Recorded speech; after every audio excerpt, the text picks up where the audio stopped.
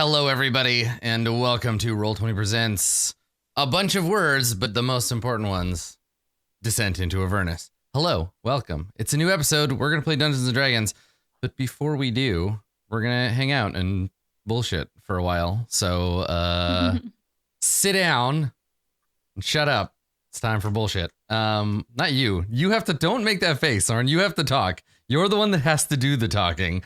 The audience has to shut up. You told me to stop talking. No, not you. Them. I'm not talking to you. I mean, theoretically, they don't have to shut up because there's That's no audio true. feed of the audience. They could be yelling as loud as they want. We don't hear it. Well, you say that, but actually for today's episode and for all future episodes, I've installed a text-to-speech box so that everything that gets said in chat will become audio for the stream. So, yeah, I think it'll really improve the immersive quality of playing a role-playing game in front of an audience. It'll be like Shakespearean theater. They'll all just get to yell at us. It'll be fine. It's good. I think I quit instead of that. I think I might also quit. I think maybe we're done. It was a bad idea. It's fine. New Twitch feature there. It's fine. Yeah, it's cool. That would be the worst. I mean, I'm sure it wouldn't be that hard, but it would be like a literal nightmare. It would be the worst. God. Twitch introducing the back seat. Join this chat channel if you'd love to get your opinions heard. It's fine. Just make sure to subscribe. I would just turn it on emote only mode. Except that it would say the name of the emote over and over and over. It's be like blooge this. DNT. Blooge. How does it pronounce blooge? Have you put it through a thing yet? Does it say I think it's just blooge. Yeah, it does a pretty good job. It's not like it's phonetically appropriate. Blooge. Blooge. Surprising. Blooge, That would be if it was 10DGE. Yeah. B1 I wanted to apologize in advance. My camera capture, my cam link is broken, so I might just freeze. And I will fix it as soon as possible. I'm so sorry for it's cool. It technology being a thing. Yeah, that's what happens when you're a winter person. Sometimes you just freeze. It's true. Also, it's November's month. Happy November. It's basically her birthday this whole time. It's the whole month of November. So it's like a Blue Jay birthday where it's let's the whole all celebrate month beforehand, right? Let's all just go ahead and celebrate Blue Jay's Dungeons and Dragons character's made-up birthday. Let's do that instead of Adam's real birthday that happened 3 days ago. I'm into it. Yeah, whatever. Real birthdays. I do, and I like this. I like the idea of, and this kind of goes back to Gary's admonition in the Dungeon Master's Guide of AD&D, where it was like all caps, if you don't keep a calendar of your role-playing game, you have failed as a dungeon master. But I will say, like, I do like the idea of knowing what day it is in universe so that you can interject things like holidays, like Saint Swithin's Day or whatever, right? To be like, Dragon Heist did a bunch of this, but like just knowing what day it is, you can be like, oh, it's Tuesday. I mean, even Tolkien did this, though. For some reason, Middle Earth has the same calendar as us. Like Bilbo's birthday was in September, right, or whatever. So it's cool to be able to do that. To be like, listen, sometimes you just reach the limit of your creativity. Okay, you can invent an entire language. You come up with an entire language, and then you invent an entire world based around the language that you invented. But once. Yeah. Hey, JRR. How do you say donut vendor in the Black Tongue of Mordor? Well, you see, like, really, the old closest translation is circular cake seller, but this is how you'd say it in Quenya. But no, naming months, coming up with 12 independent names for months. Sure. No. I think also the thing was that Middle Earth is Earth. That was his whole thing, right? Where he was like, I found this book about hobbits and I'm going to translate it for you or whatever. So, yeah. I mean, is it really worse than the month naming in the Forgotten Realms? Because that's absolute bullshit. They're great. Do not talk shit about the terrible calendar of the Forgotten Realms or whatever. Flame roll. Yeah. That was the coolest one. All the rest Floon's Day 2. Marpinoff. The third Floon's Day. Yeah. Yeah. The days of the week, and I keep trying to find this, the days of the week in Ravnica are worse. Like, I would happily take the calendar of Harptos over the incredibly silly, like, and they're like, if I remember them correctly, they're basically just like the days of the week, but they're said funny or like spelled weird, like Slurder Day instead of Saturday. Yeah, they're pretty good. It's pretty good. Don't even get me started on Zibs and Xenos. Oh yeah, that's a whole. Yeah. Coinage is the best when it's not in the metric system. When it takes like 4 throbs to make You want to talk about the worst coinage Are we gonna system talk about in galleons? history? Yeah, exactly. It's Harry Potter's coinage system. It's the worst. It's like prime numbers. I don't. Okay, so here's the thing. I don't want to like give Here it J.K. comes. Rowling any credit because fuck her. But have you heard of shillings and the previous system before the pound? It's not like England. Yes. Like, it's not like she made that up. She just stole it from a system that previously didn't make sense. I feel like her and Neil Gaiman have this in common, where part of their writing protocol is like, it's like England, but more English. Yes. Like whatever I do, it's more English than actual England. But it's gonna feel pretty English to you. Isn't there in the Hitchhiker's Guide, isn't there a currency that have these galaxy-sized gold triangles? And like, I don't remember exactly what it is, but there's something about people being billionaires in it, but no one can carry all the currency. Yeah, well, I think that's true of Douglas. Yeah. I think that's true of Douglas Adams as well, where his thing, him and Terry Pratchett both, they're the same, but they're like, They're the it's best. England, but silly. So here's the thing: having grown up in England, like 90% of the novelty in the Harry Potter books do not exist. Like when you're a prefect, you're like, oh, being a prefect fucking sucks. Yeah. You're just here to do the dirty work for the teachers. Yeah, unless you're Ford Prefect, and then it's pretty good. Yeah. Then it's named after. Then it's you. fine. It's a whole other situation. God damn, that was a good tie-in. I'm just gonna found say. my- I mean, I that's found my prefect badge the other day. I'm trying to find it again. I can't remember where I put it. We had Yeah, well, prefect super. ties.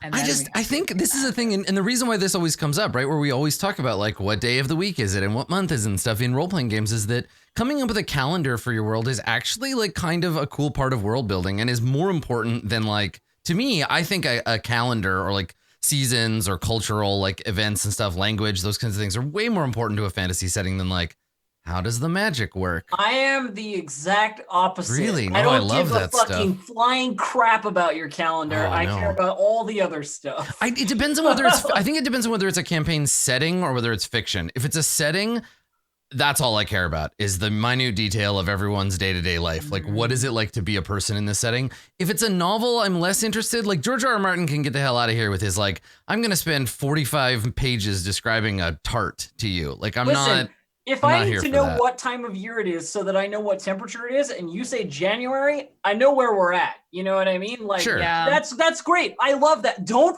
fuck it up with other shit. Like, it's I've- unnecessary. I've done both. Like, as a GM, I've built like calendars and I've renamed stuff, and the players never remember, and then I don't remember, and then I just end up having to convert it all into like what our calendar is. So I just do the like, it's just we're just translating. Yeah, I never mean, get it right. it's a tool, right? It's a world building Yeah. tool, and sometimes you want to Sure. use it, and sometimes you don't. I find it useful because not so much about like telling the players what day it is, like, because you don't want to be. This is a horrible DM position to be in, to be like, you rise from your long rest and you look over your calendar, you realize it's the 6th of Marpanoth, and they're like, okay, great, so what? Cool. You're like, What the does that 6th mean? of Marpanoth, and they're like, this Uh-huh. clearly means something to Mustard you. yellow rose. Yeah. Isn't that the one? Right, exactly. It's only the same thing where you're like, well, cool, Well, I you think- just missed all of the hints that I was playing, so I guess I'll just tell you this is the day that celebrates when the king was whatever. So there, rather than that, I like calendars in the same reason I like language, in that I think it says something about the culture that invented it that could be useful, right? Like what languages, what words are in different languages. Like when I had this happen in Court of Swords where someone was like, I want to tell them not to worry about it, and the only language we share is Infernal. And I'm like, you can't. And they're like, why not? And I'm like, because that's not a concept you can explain in Infernal. Like, if you want to tell them you're going to rip their skin off, Infernal's got you covered. It's got the language for that. But Yeah. There just aren't words for these things. You think Infernal would be able to tell you not to worry about it, but not sincerely. Not sincerely. Yeah, it would have to tell be you like not to worry about it, like threatening. Sign on the dotted line and don't worry about it. Yeah, right. And that's the kind of thing that gets me going about that stuff. Where you're like, okay, like what would a culture that only speaks Infernal be like? What could they communicate or not communicate, and how would that affect the way they behave? That stuff's so cool. It's why I think that's different than saying the calendar. Well, right, but the calendar is a reflection of the culture that invented it, right? But as Chat pointed out, the calendar in the Forgotten Realms would be incredibly complex because there's so many gods and they all have like their own full calendar of holy days and stuff.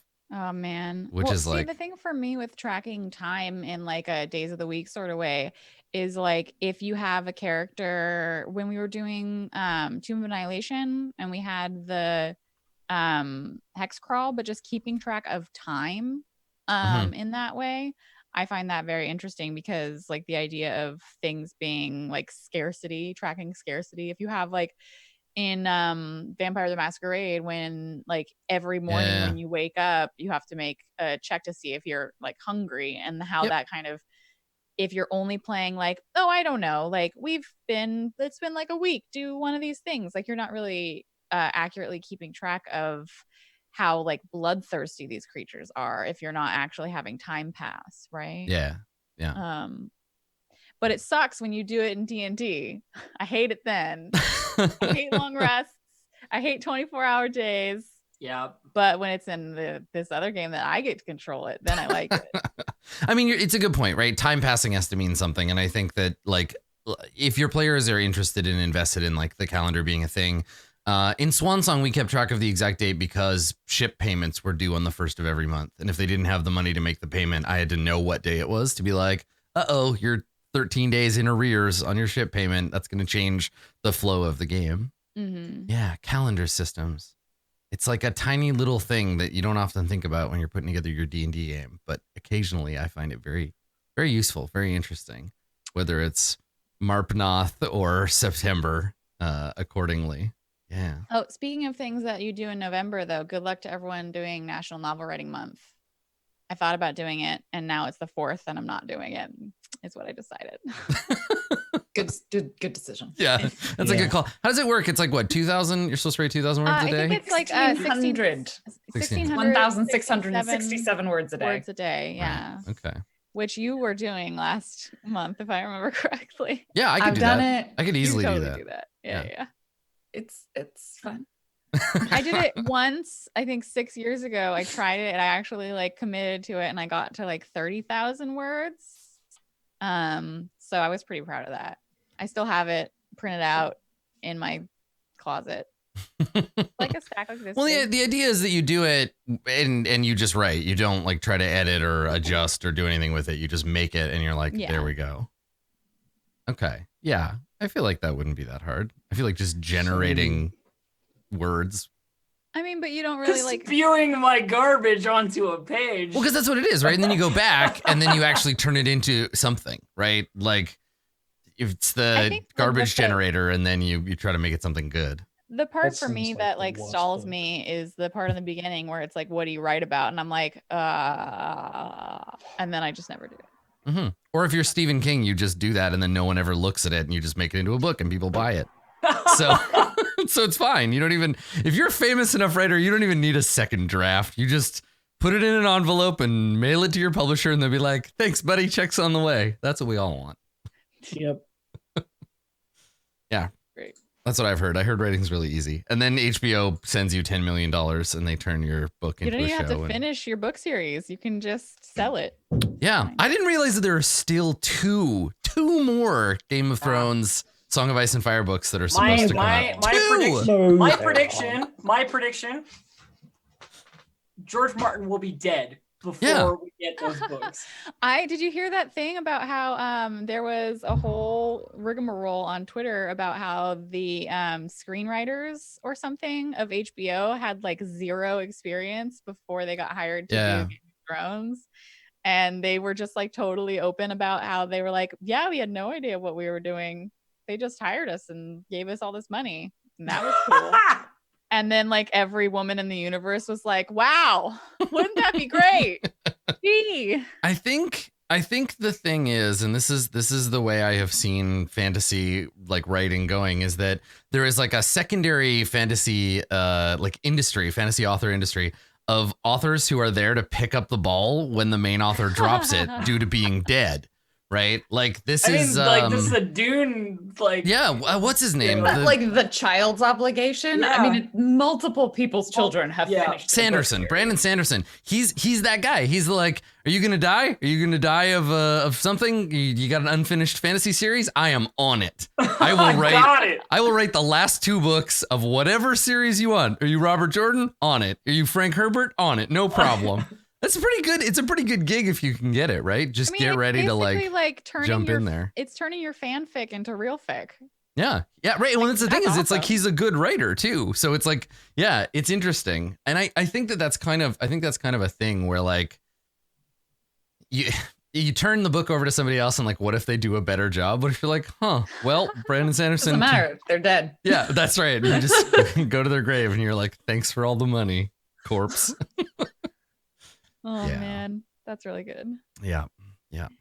So I love that. I feel like that's how Gideon the Ninth started too. The author who just put out Gideon the Ninth started as a fanfic writer. Yeah. And it's just like you write, and eventually you get like pretty good. You know, it doesn't matter if the ideas to start off aren't like your own original ideas. Was Gideon the Ninth originally also Twilight fanfic, or we'll never know. Well, what's amazing is that that's fanfic as well. Like Twilight is. Yeah, right. A circle of fanfic. Well, and no, I love when people, because this happens sometimes in RPG circles where people are like, oh, this is like just a hack of another game, or like, oh, why isn't this like its own unique system? And I'm like, let's just talk about Counter-Strike and League of Legends and for whatever you think of it, 50 Shades of Grey, like massive piles of money. They're just hacks of other things. So. That's how it goes. Yeah, and then to the point of chat, all the ancient classics are fanfic. You ever heard of the Renaissance? It's all just Bible fanfic. Have you ever read Shakespeare? That's my favorite, is like art museums. They're all just Jesus fanfic or like Jesus fan art. Like that's all it is. Yeah. You ever read Shakespeare? Well, he took some old Greek stuff and was like, all right, some fic about this. Well, and now the thing with a lot of that like late medieval, like Renaissance art too, is it's biblical self-insert fanfic, right? It's like, the Pope paid me a bunch of money to draw the ceiling of this chapel, and so I just put his face on Jesus's hot bod, and here we go. So it's fine. We just good. I got He'll paid. Definitely say yes to this. Like honestly, there are people out there who have like art Patreons or like do commissions where you could just mail them and be like, I need a picture of Soldier 76, but with my face on him and he's shirtless, and they'd be like, here you go, no problem. Nothing has changed since the Renaissance. Exactly the same model. I love it. Yeah, you just hit up Michelangelo on Twitter and ask for commission prices. What are your rates for like a chapel? Yeah, right. The problem is though, I have like a chapel I need painted. Yeah, but Michelangelo's got like a waiting list that's several years long. The real so you find all his copycats. Yeah, exactly. That's right. The real There's issue totally is that you people need that can paint in Michelangelo's style. Yeah, that's right. You can't DM him until he adds you back on Twitter. You got to be mutuals with Michelangelo. Yeah. The one thing that they all did wrong, though, is they weren't doing more furry art, because I hear that pays incredibly well. Yeah. I have imagine some friends imagine who that would in the Renaissance. definitely say yes, that is true. 100%. Dave, you are correct. I just know these things. What if? Okay, here you go. Here's an episode of Sliders for you. So they slide into another dimension, and the difference between our dimension and this new dimension they go to is that the Renaissance was all fan art of the Bible, but furries. That's it. That's it. That's the only difference. What if everyone in the Renaissance was a furry fan artist who did biblical furry art? How would that change hundreds of years later? How would that change our culture? How explicit is this fan art? Is the real See, here's the question. thing. Here's the thing. Guaranteed, it happened, and they're just not the ones that people save in the museums. I don't think there's a secret feel anti-furry Renaissance conspiracy. I don't think so. There's some pretty weird stuff like in the like illuminations of various books that the monks did. I guarantee you we can what's his find name? some furry art. Hieronymus Bosch, right? Like there's some fucking weird vor shit going on in his work, but I wouldn't say that there's like a secret hidden furry Renaissance that we missed. We're living in it. What is this conversation?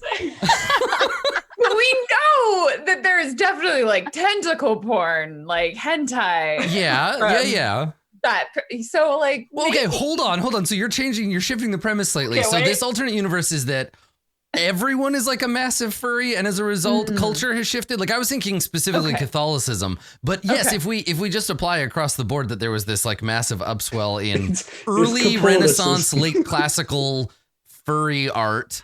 The problem is nobody knew how to draw an animal to begin with, so it would be a lot of like those weird dolphins. Renaissance Yeah, cat. maybe that's that they were trying and they just never had seen an animal before, and so we. You there, Like, babies monk, are just what is your tiny name? adults. My That's name how is they- Horatius the Illuminator, sir. Horatius the Illuminator, I need you to draw me a picture. Shall it be of our Lord Christ, sir? No, it shall not. It shall be of a hot dolphin having sex with this goat. I've never seen a dolphin or a goat before, sirrah. Just draw it like you would a man, but put some fur on it. I don't know. Just listen, I'm just gonna look at it alone in my parlor later. It doesn't have to be scientifically accurate. Yes, sir, as you wish. Like, which I don't. I'm just imagining every like terrible cat painting in like That's so bad. You're right. but like you then apply that globally to this like phenomenal furry like landslide of art. There is a long running amazing history of bad Renaissance art of babies. Where it's like that's my favorite. a baby in the Renaissance, and I think they were actually drawing accurately, but that we've just changed. We look different as people now. But Renaissance drawings of babies were just like fat, angry little men. Like they were just angry old men with like big muscles, like fully adult muscles, but It's but like- tiny. Most women in the painting were just like men with boobs on them. Like they were clearly, most of this art was made by people that had never seen babies. Well, and now it's just And making me also think that like a bunch possibly of like Flemish dweebs sitting around being like, I've got to draw a painting. Someone model for me. And somebody else gets up and they put on the sexy bathrobe and they get their paper mache boobs and they just put them like wherever they kind of think they might go in the chest area. Like the breasts are here below the chin, I believe, attached to the neck and collar. And they're like, yeah, sure, that seems good. Let me just make a cool painting. Anybody have a baby? No? All right, Grandpa, get in there. Put on the diaper. I have a new theory, actually.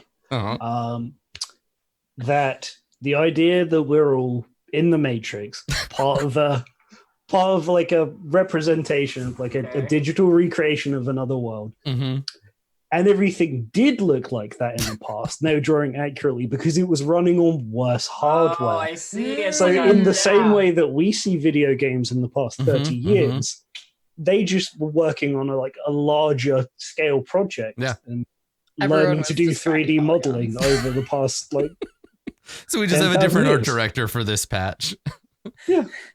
Back when it was ancient So- Egypt, they only had like it was all 2D side scrollers. Yeah. yes, exactly.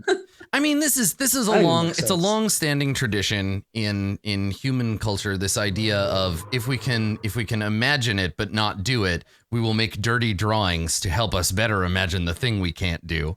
And that's just how art works. So cool. Well, speaking of people who are into weird things, should we continue exploring the house of these lovely nobles? What a Yeah, I'm sure we're not going to strange find any weird cat maneuver. drawings. Yeah, what an unusual pre-show that was. Thanks for coming, everybody. It was Welcome to good. the It episode. was a good Sorry, one. sorry, not sorry. I mean, this is the kind of thing that people who play a lot of role-playing games end up talking about. These are the sorts of conversations that are happening at tables in parents' basements all throughout this fine world of I ours. definitely think if we polled the chat and we talked about who has talked about the alternate furry reality of Renaissance art in their D&D groups before, that would come up like 99 times out of 10. I think Yeah. it's probably 99 more times. common than you think, right? Like anytime anyone has ever made a Tabaxi character, I guarantee there has been at least a minor conversation about furries and furryisms. it's a given. Like, I think it just happens. If you make a I feel like Kenku, that's do you true. have the same conversation? I think that mammals They're are a bird much furries. easier like hurdle to get over. I don't think like I was thinking about that about Sathra. Somebody out there is very excited about the idea of a snake lady, but I think more people are it's me. probably yes, exactly. No, Be the there are snake you want to see in the there are world. definitely reptile and bird furries. Yeah, Yeah, scalies, but they're feathers. less Yeah, common, right? In that They're just way. harder to cosplay. They're just harder to cosplay. There's just less suits for that. Mm-hmm. That's fair. You know, someday anyone will be able to be whatever type of furry they want to be. So They'll just what be, you're like, saying is print that play suits. eventually Dungeons and Dragons graphic, eventually their designers are going to realize like, wait a second, we need to make all these characters easy to cosplay and hot to think about having sex with. So we're introducing a new race. They're like Warforged, but they're made out of latex. And then here's another race. It's the Owl Daddy. You can play as them. They start with leather armor and a hat. Don't talk about Humblewood like that, Adam. I'm just saying, you know, there's a vector here. We tried it once, and instead we got the book of Eternal Darkness or whatever it was called. So it was the book of Vile Darkness? Vile Darkness. That's Yeah. right. The book of Vile lascivious hand jobs. Darkness. What a strange time in role playing games Brandon that was. opens the door. Can we move on? please? So meanwhile, here we are. It's the 4th of Marpenoth. Oh god. And we are attempting some actual skullduggery. We are beginning some recon operations that don't involve fireballing everyone in the house. And so far, y'all have gotten over the wall, across the yard, into the house. You've dealt with the guards. You've dealt with the staff inside the house by way of some sleep magic. There is an unconscious cat on the counter. And you are making your way through this room. So I believe the current action is whapping people on the head. Yes, yeah. So we're turning the sleep spell, which is only going to last a little while, into the you are now unconscious for 1d4 hours spell, which is to say hitting them really hard in the head, or I guess choking them out also works, but it takes time. So yeah, I was informed of different ways you can knock people out by choking them really quickly. Yeah. Wait, apparently. Why? Yeah, Doesn't it's it a take thing you like can 2 do. minutes? No. Well, if you want to kill them, I think it does. But I think cutting off the airflow isn't maybe too difficult if you get your arm around their neck. I mean, it depends on their constitution score. Yeah, I mean, the thing is here, if we wanted to be realistic about this, and I even cared about Fendrick, Ambra, Sarvinder, and Gaborni, if I cared about any of those nerds, I would probably be making like constitution checks and like that kind of thing to see if you accidentally strangle them. But I think right now it's more a question of just seeing if you get this handled in enough I know time. that one of them is unconscious. Yes, I do Rhea. not remember which. Yeah, one. your friend There's one Rhea already in the room. has dragged one of the unconscious bodies and basically put it into bed. We're gonna the one that you are in front of, both of those are just sleeping, and the one I'm in front of is also just sleeping. And I was in the process of pulling it back into the room. All right. Because I yeah, can't there's a guarantee Ferris Bueller situation here where you're gonna basically put them all in bed and then lock the door and hope that they just stay there. But mechanically, it'll give you at least an hour to explore before any of these people wake up. Though, if somebody goes calling for them, that might accelerate that. Yeah, what's his name's not going to come downstairs. And that becomes the question, right? Yeah, how lazy do you believe that Thirstwell Van Thamper, who weakly, anemically, if you will, called from upstairs for a sandwich, which the chef was going to deliver before being knocked out? From my understanding of unconsciousness, calling for them or even just shaking them won't wake them up. If they're knocked unconscious this way, no, this is like combat unconscious.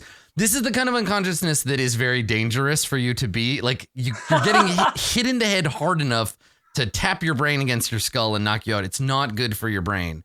But again, we don't care about these commoners. That concerned about them, like I can lay on hands like 1 hit point for each, which would wake them up. Unfortunately, I can tell you 100%. Sathra does not give a shit. Yeah, of course. Kill them if it were more convenient.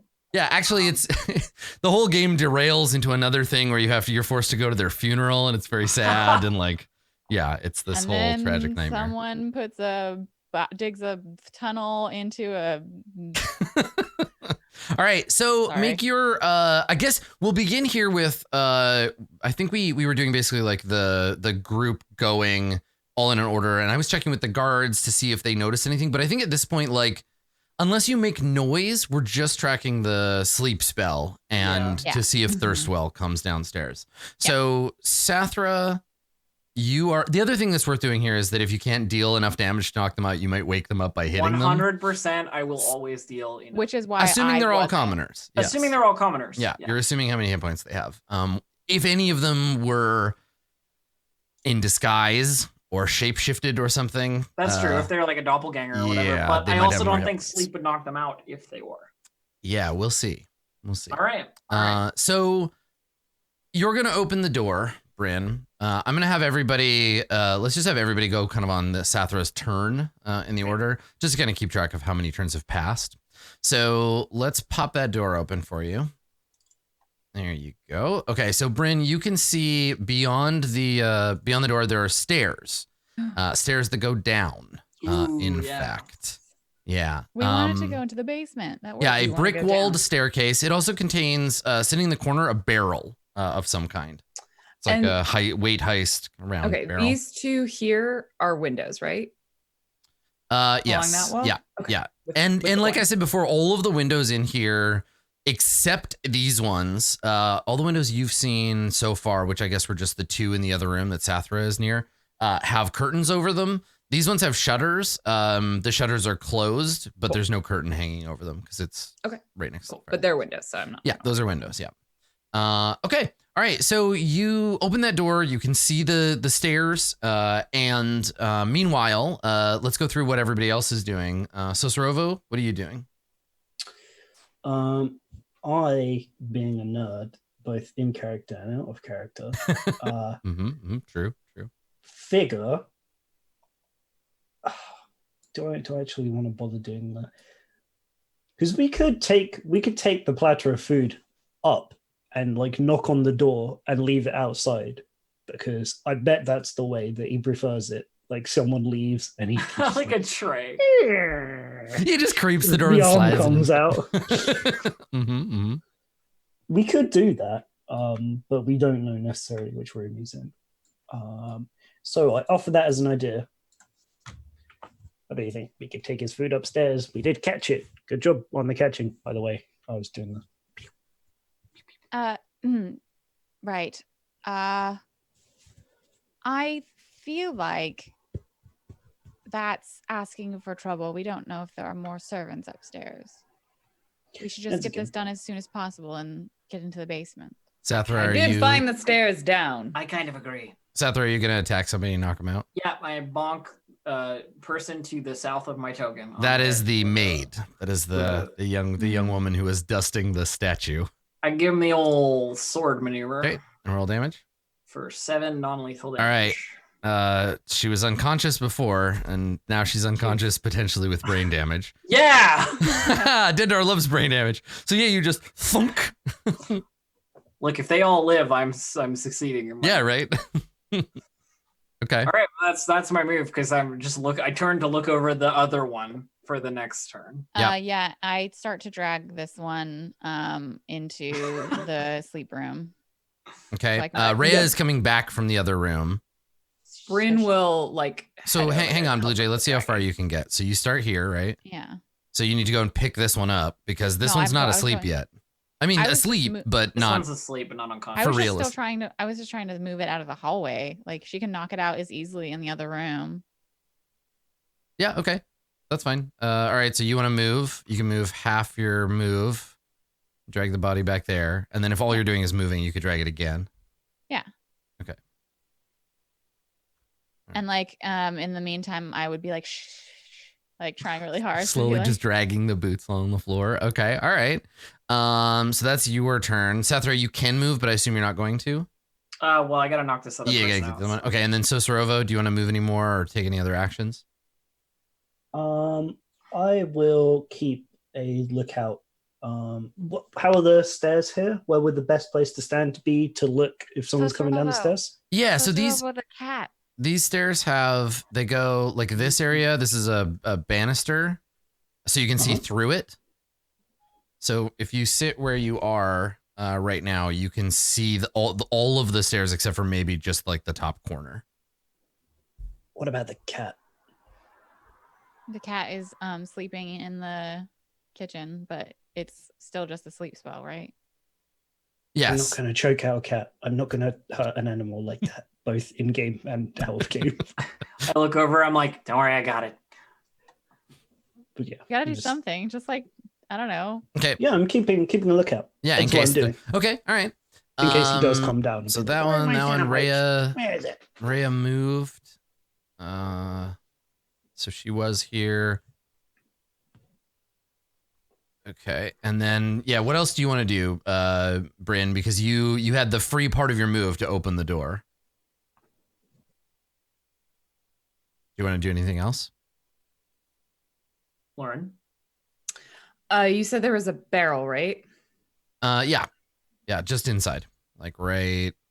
She's gonna like. I may as well. I feel like you all have dragging the bodies into the room in hand, so I'm just worried the cat's gonna wake up and start yowling. Step into the room and look at the barrel. It's okay. We hit it with the sleep spell after the commoners, so it should be fine. Yeah, Okay. We'll just put it in a sack. Like I'm saying, please unlight this. If you're going to do something, just say you use your action. Okay. All right. So there's a barrel. It isn't labeled. It has a like a cork in the top of it. Is it like a sniff? Is it alcohol? No. You don't smell anything except for like the smell of like damp wood. Yeah. Cool. Yeah, she'll check down the stairs. Like, does she hear anything, see anything? Make a perception check. Sure. Yes. 18. Wow. I actually rolled well. Let's see if there's anything you'd be able to hear. I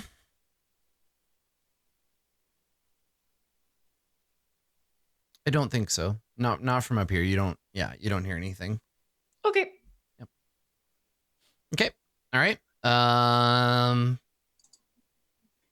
Good. Okay. Sleep spell turn, I guess. Yeah. So that's like 3 turns on the sleep spell so far. Yep. Okay. The guards continue their walking around outside. Hut. Yeah. Hut. Ooh-ee-oh. Okay.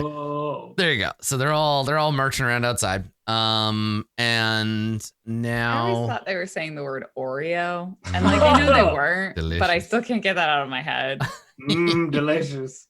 Okay. All right. Sathra, you want to try to knock out this other one? Bonk the next dork. Okay. Haha. Make your roll. Hey. Okay.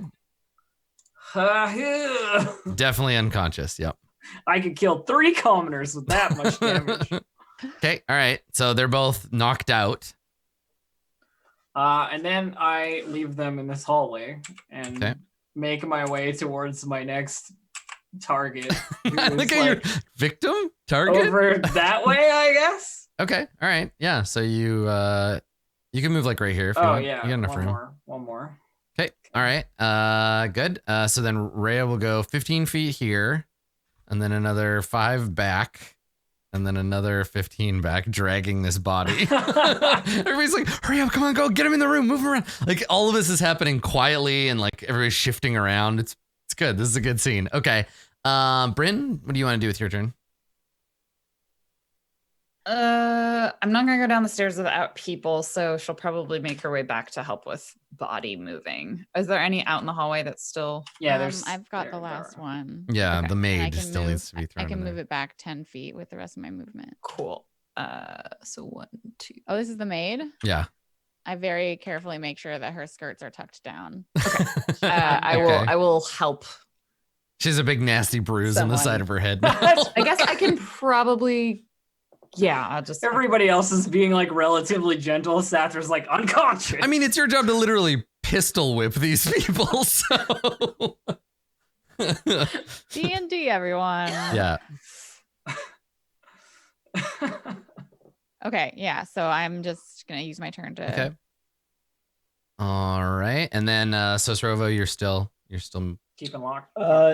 Yeah, I grabbed the sandwiches on the plate and I put them on I pushed them through the little gap so they're in the middle of the stairs, like in the corner. Mm-hmm. Because then we'd hear that would serve as like a small alarm. Yeah. I'm gonna laugh my ass off when Thurswell steps on the sandwich tray, falls down the stairs, and breaks his scrawny little neck. Listen, we didn't kill all the Van Thempers. Thurswell died of a fall. Okay, so Sosrovo, make a perception check for me. Yeah, absolutely. I don't have my familiar with me. Who would have better? How important is this? I'm going to roll myself 15. Please. Okay, you're gonna take your 15. I will. So what's your total? 16. Okay. All right. So everybody's like being quiet. You can hear the scrape of like boot heels on the floor as Rhea and November shift the bodies around. Upstairs, you hear some like shuffling around. And then you hear a door slowly like open just a little bit. Okay. So another round of sleep spell. And then let me make a note because it's been how long does it last? It lasts 10 rounds? Yeah, 10 turns. Or yes, 10. Okay, it's been 4. Okay. Just to kind of keep everybody appraised. Because yeah, I like the idea. Like Sosarova would probably be because Sosarova, you know how long it lasts since you cast the spell, and wizards, part of their training is being able to like keep numbers counting in their head and stuff. So yeah, I feel like Sosarova is calling out like we're running out of time, and everybody's moving around doing things. And okay, so the guards, just in case you make noise, I need to know where they are, so they continue to tromp around in the field. Okay, and then these ones. Can you just imagine though if they're going their full movement speed around this house? They're just booking. Yep. Okay, all right. So they've reset their little safety triangle they're here. moving 60 feet every 6 seconds. Yeah, they're moving 10 feet a second. It's just like a sprint. Yeah, 2 long strides every second. So they're just running around the house as fast as they can. That's they're fine. creating a whirlwind, you know? Like, yeah, exactly. God, okay. Yeah, I was watching something. Like, you don't think about these things. Classic WoW characters run at 14 miles an hour. Oh yeah, the fastest one of the forever. fastest characters, one of the fastest characters in anything is the guy from Doom. The Doom guy runs like 3 miles. He runs like 3 miles in a minute or something. Like he's extremely fast for how tall he is. Anyhow, so they basically what they're really doing is they're moving 30 feet and they're taking like a perception check. They were just dashing around to get their proper, like they have a triangle around the house that they do. And so they're just moving and looking around, just walking around, looking at stuff. Okay. All right. So, Sathra, you and the gang. which of these 2 bedridden individuals does not have a bruise? The one lying here, poor Fendrick. I whap her or him. I don't really, it doesn't matter. It's a him, and now he's unconscious. 23, 9 damage. Okay, all right. You have knocked all of these guys out. They're all unconscious. What kind of food we got laying around in this kitchen? It's a fairly well-stocked kitchen. Because like they were making like a sandwich. Yeah. So there would be sandwich makings on the table. What is like the most nebbish like dork sandwich? Anchovy sandwich. It'd be like an anchovy and mayonnaise sandwich. So it's like a pimento and anchovies. There's it's pimento loaf and anchovy spread with like chips in it. Yeah. With like potato chips. Yeah, like potato chips are in it.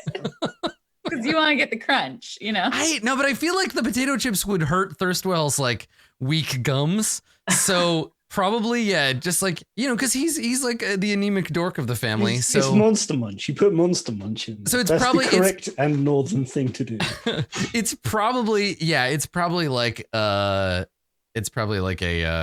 anchovy paste sandwich Well, if there's any anchovy, so there's a jar of anchovy paste. I literally just put it in front of where the cat is, like, problem solved. Okay, all right. Yeah, there's like a glass bottle of milk. There's a loaf of bread. There's a knife, a serrated knife, and like a butter knife that still has anchovy paste on it. And so you go over and you just put the jar next to the cat to try to distract it. Okay. Yep. All right. When it wakes up, there will be anchovy paste right there for slobber chops. It's all good. That's my favorite movie. There will be anchovy paste. So what's everybody else gonna do? Continue with your turns here. So Rhea is going to drag the body. So Rhea can go 15, and then she kind of gets like stuck here. This is corpse. So she drags it over there. Okay, Bryn, what are you doing? Bryn will like grab the feet and then like pull it into the room, I think. Yeah, so you want to kind of like step over and then she'll lift the person Yeah, up. you can just put him over your shoulder and throw him on a bed. Enough strength. Like she just like picks him up and puts him in the bed. Okay, all right. Cool. So that's, you were here, so that's 20. Actually, instead of taking the one in the doorway, she'll probably take the one, like, instead of the one outside. Step over Fendrick and then throw him? Yeah, she'll take the one that was right, and then Rhea can finish her turn, and then, okay, all right. And then November, you're going to drag the body? I'm trying to do the hotkeys thing, but I don't know how to do it. I saw you doing it.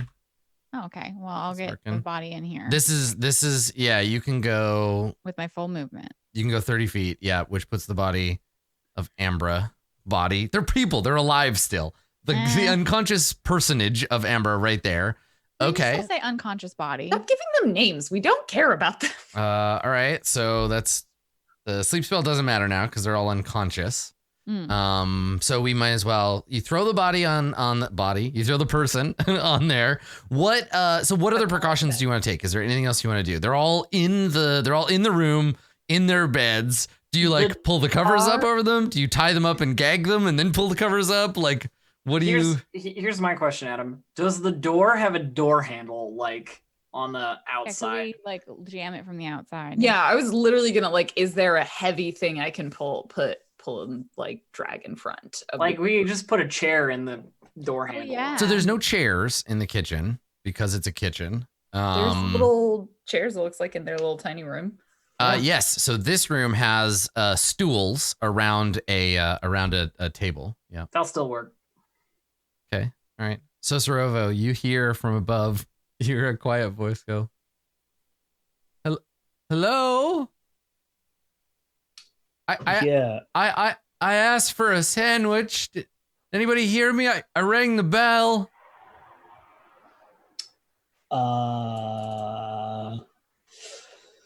Let's see. We don't really have time to wait until someone who can actually perform does this. So I'm going to, in my best approximation of a maid's voice, oh no, say, "I'm just scrubbing the floors. I've left it on the stairs for you. If you could come down and get it, but don't step on the wet floors. You'll make them dirty." and then,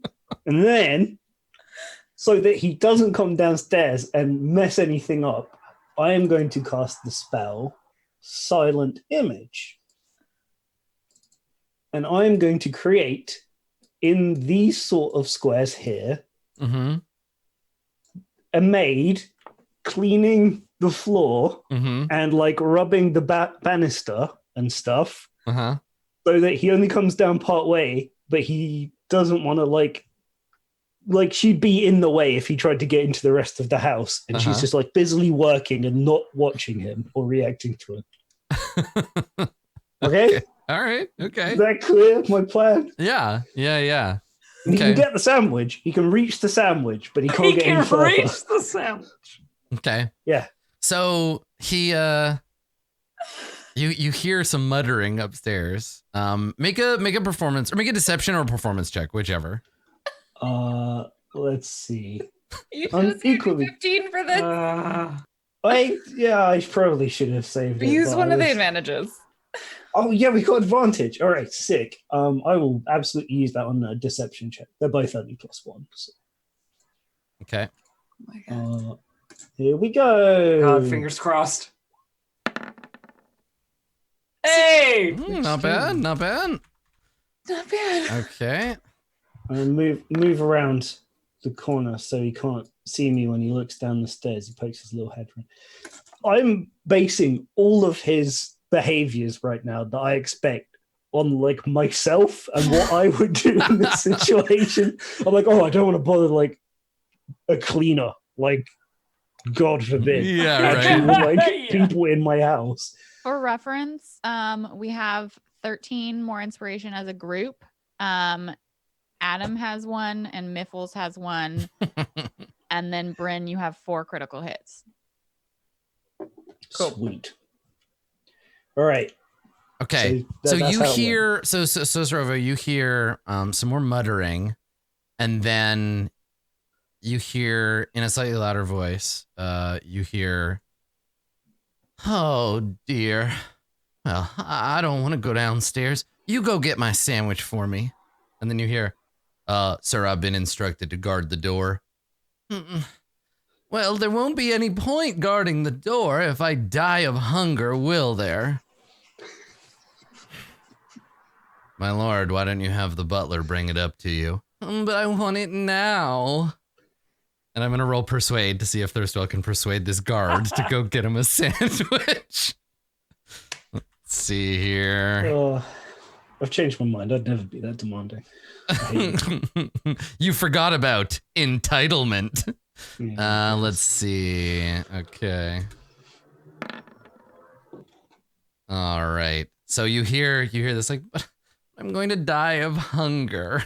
And the guard's like, "All right, you two stay up here and watch the door. I'm gonna go get my lord's sandwich."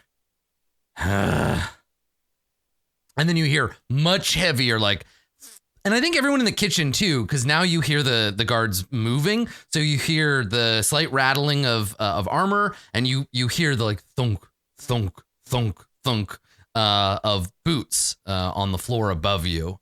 And and then you hear them. So Zrova, you hear them coming towards the sandwich. Yeah, let's just. They're hope he quickly picks approaching up- the sandwich. So meanwhile, Sathra, you've distracted the future cat.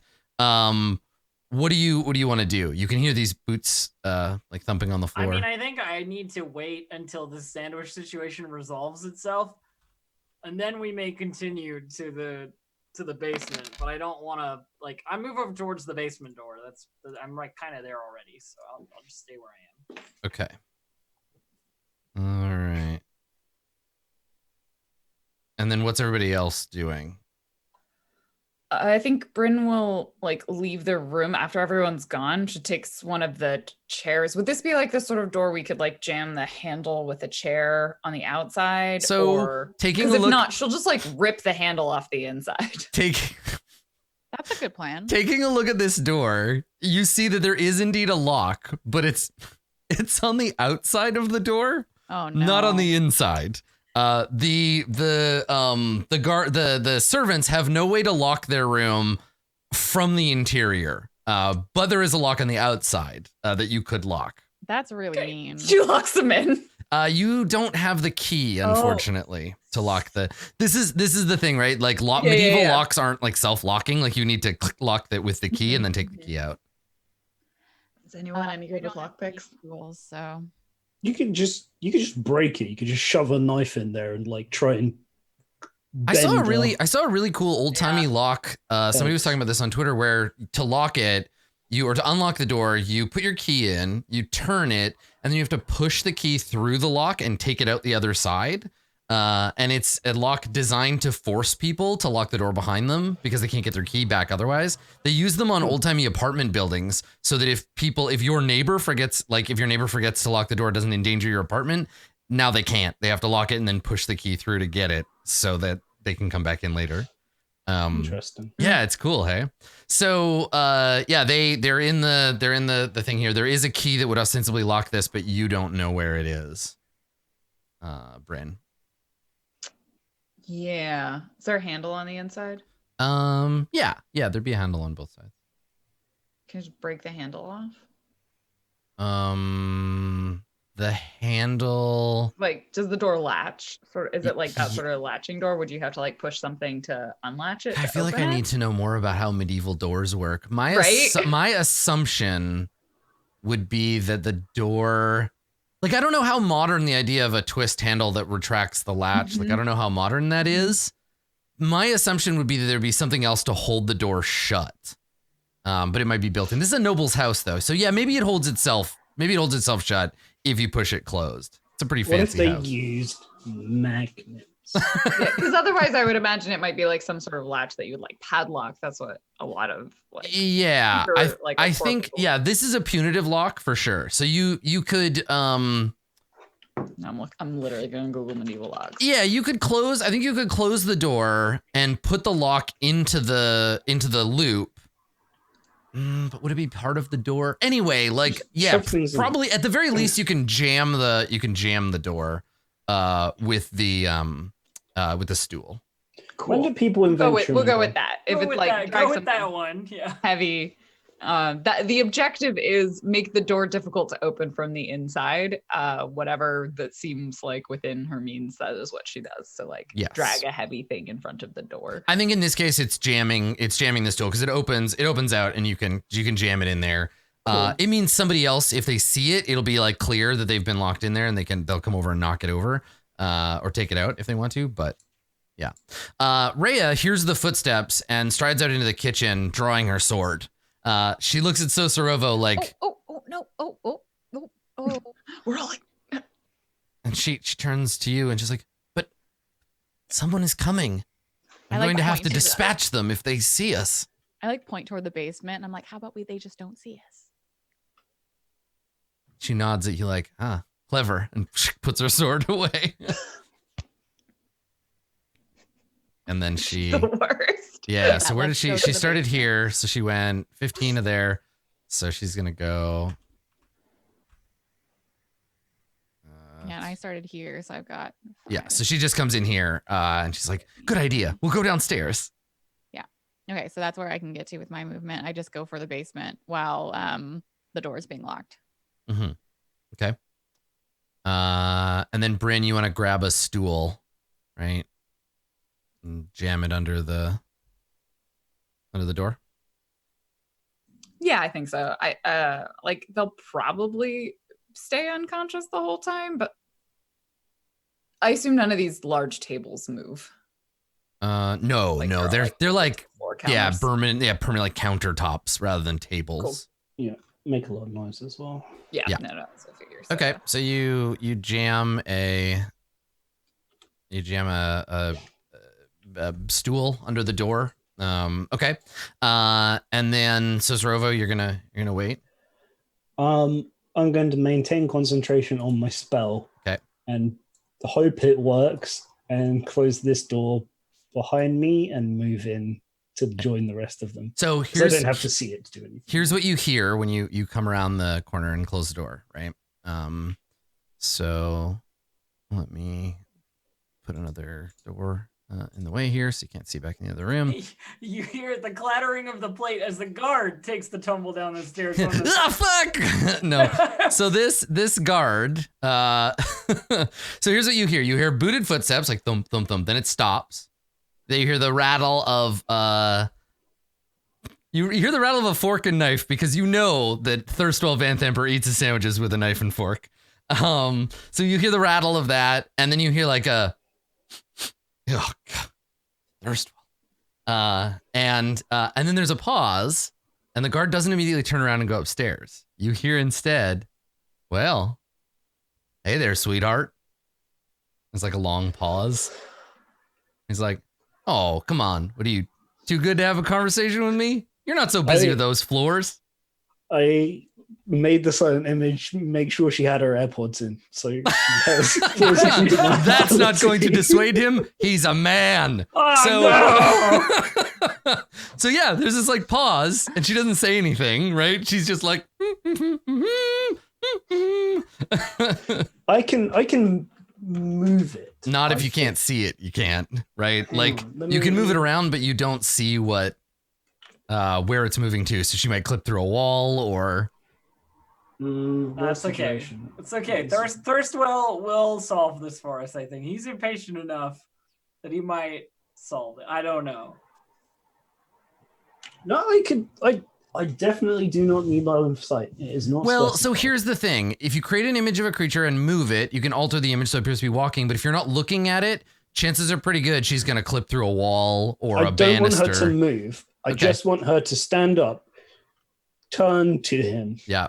And give kind of like either like a God, how did humans interact? Give him like a frown and kind of like I'm busy, like point to the mop or whatever. Oh, just have her shoot him with the thing. Yeah. Yeah. All right. So what we're gonna do is I'm gonna get you since you're doing this at a distance. I'm gonna make you make a roll. I think. Okay. Boy, like managing you're pulling the strings of a puppet you can't see. So she might end up looking like if the camera is him, she might end up doing this.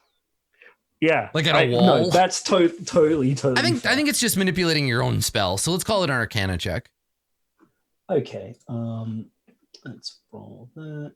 My Arcana is pretty good. Should I use another one of the advantages? I kind of just want to burn through all the advantages as fast as possible. Of your own. Yeah, you have one of your own too. Yeah, all right. Let's go. Okay. Woo! 18. All right. 18. So you hear him say, "Oh, don't be like that. When do you get a break?" Oh, okay. All right. I get it. And so you hear him like turn around, and then we hear the thump, thump, thump as he goes back up the stairs. And then, muffled though it is, you hear through the floorboards, you hear, "Oh, my sandwich." God. And so Stroh was just standing there. He's like, "You have no idea how difficult this plan has been for me." Bryn's like, "Good work," smacks you on the back.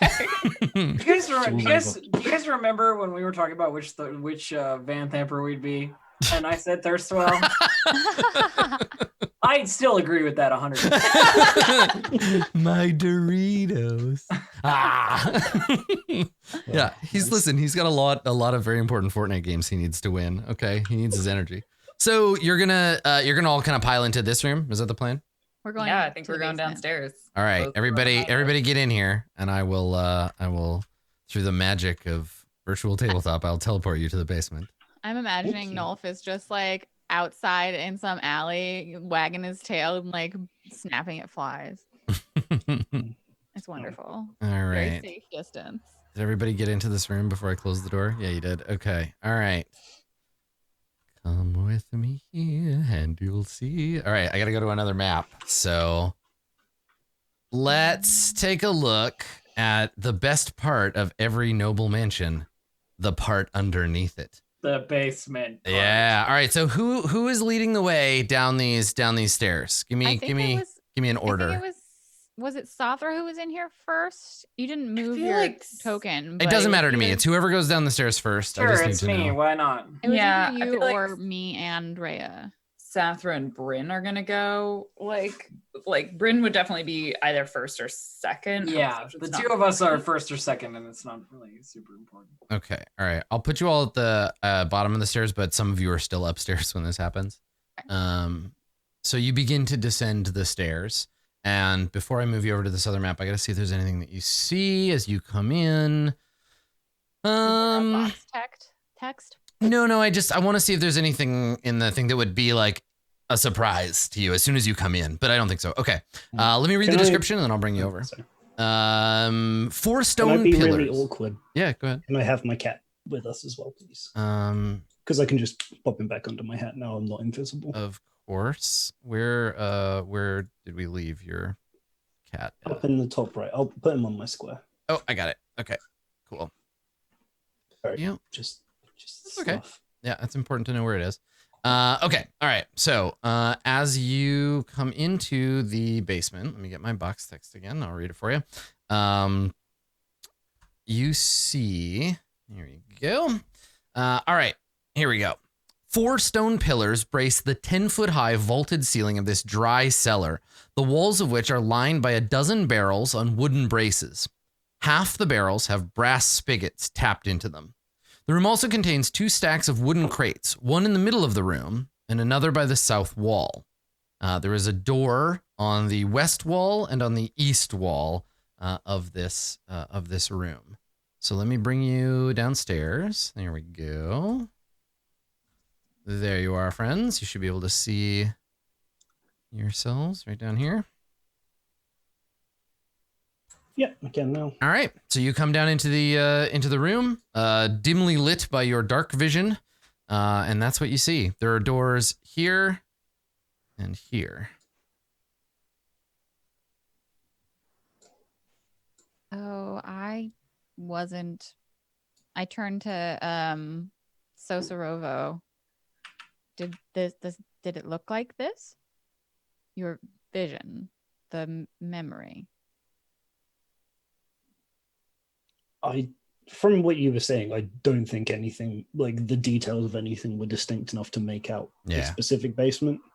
Like, I'm afraid I couldn't say. It was just it was a remembrance of a thing. People don't put much stock in the details. Bryn goes up to the door and like has a listen at it to see if. Okay, so a few things happen. Before. Hang on a second. Okay. So.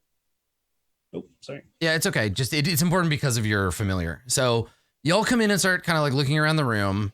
I think probably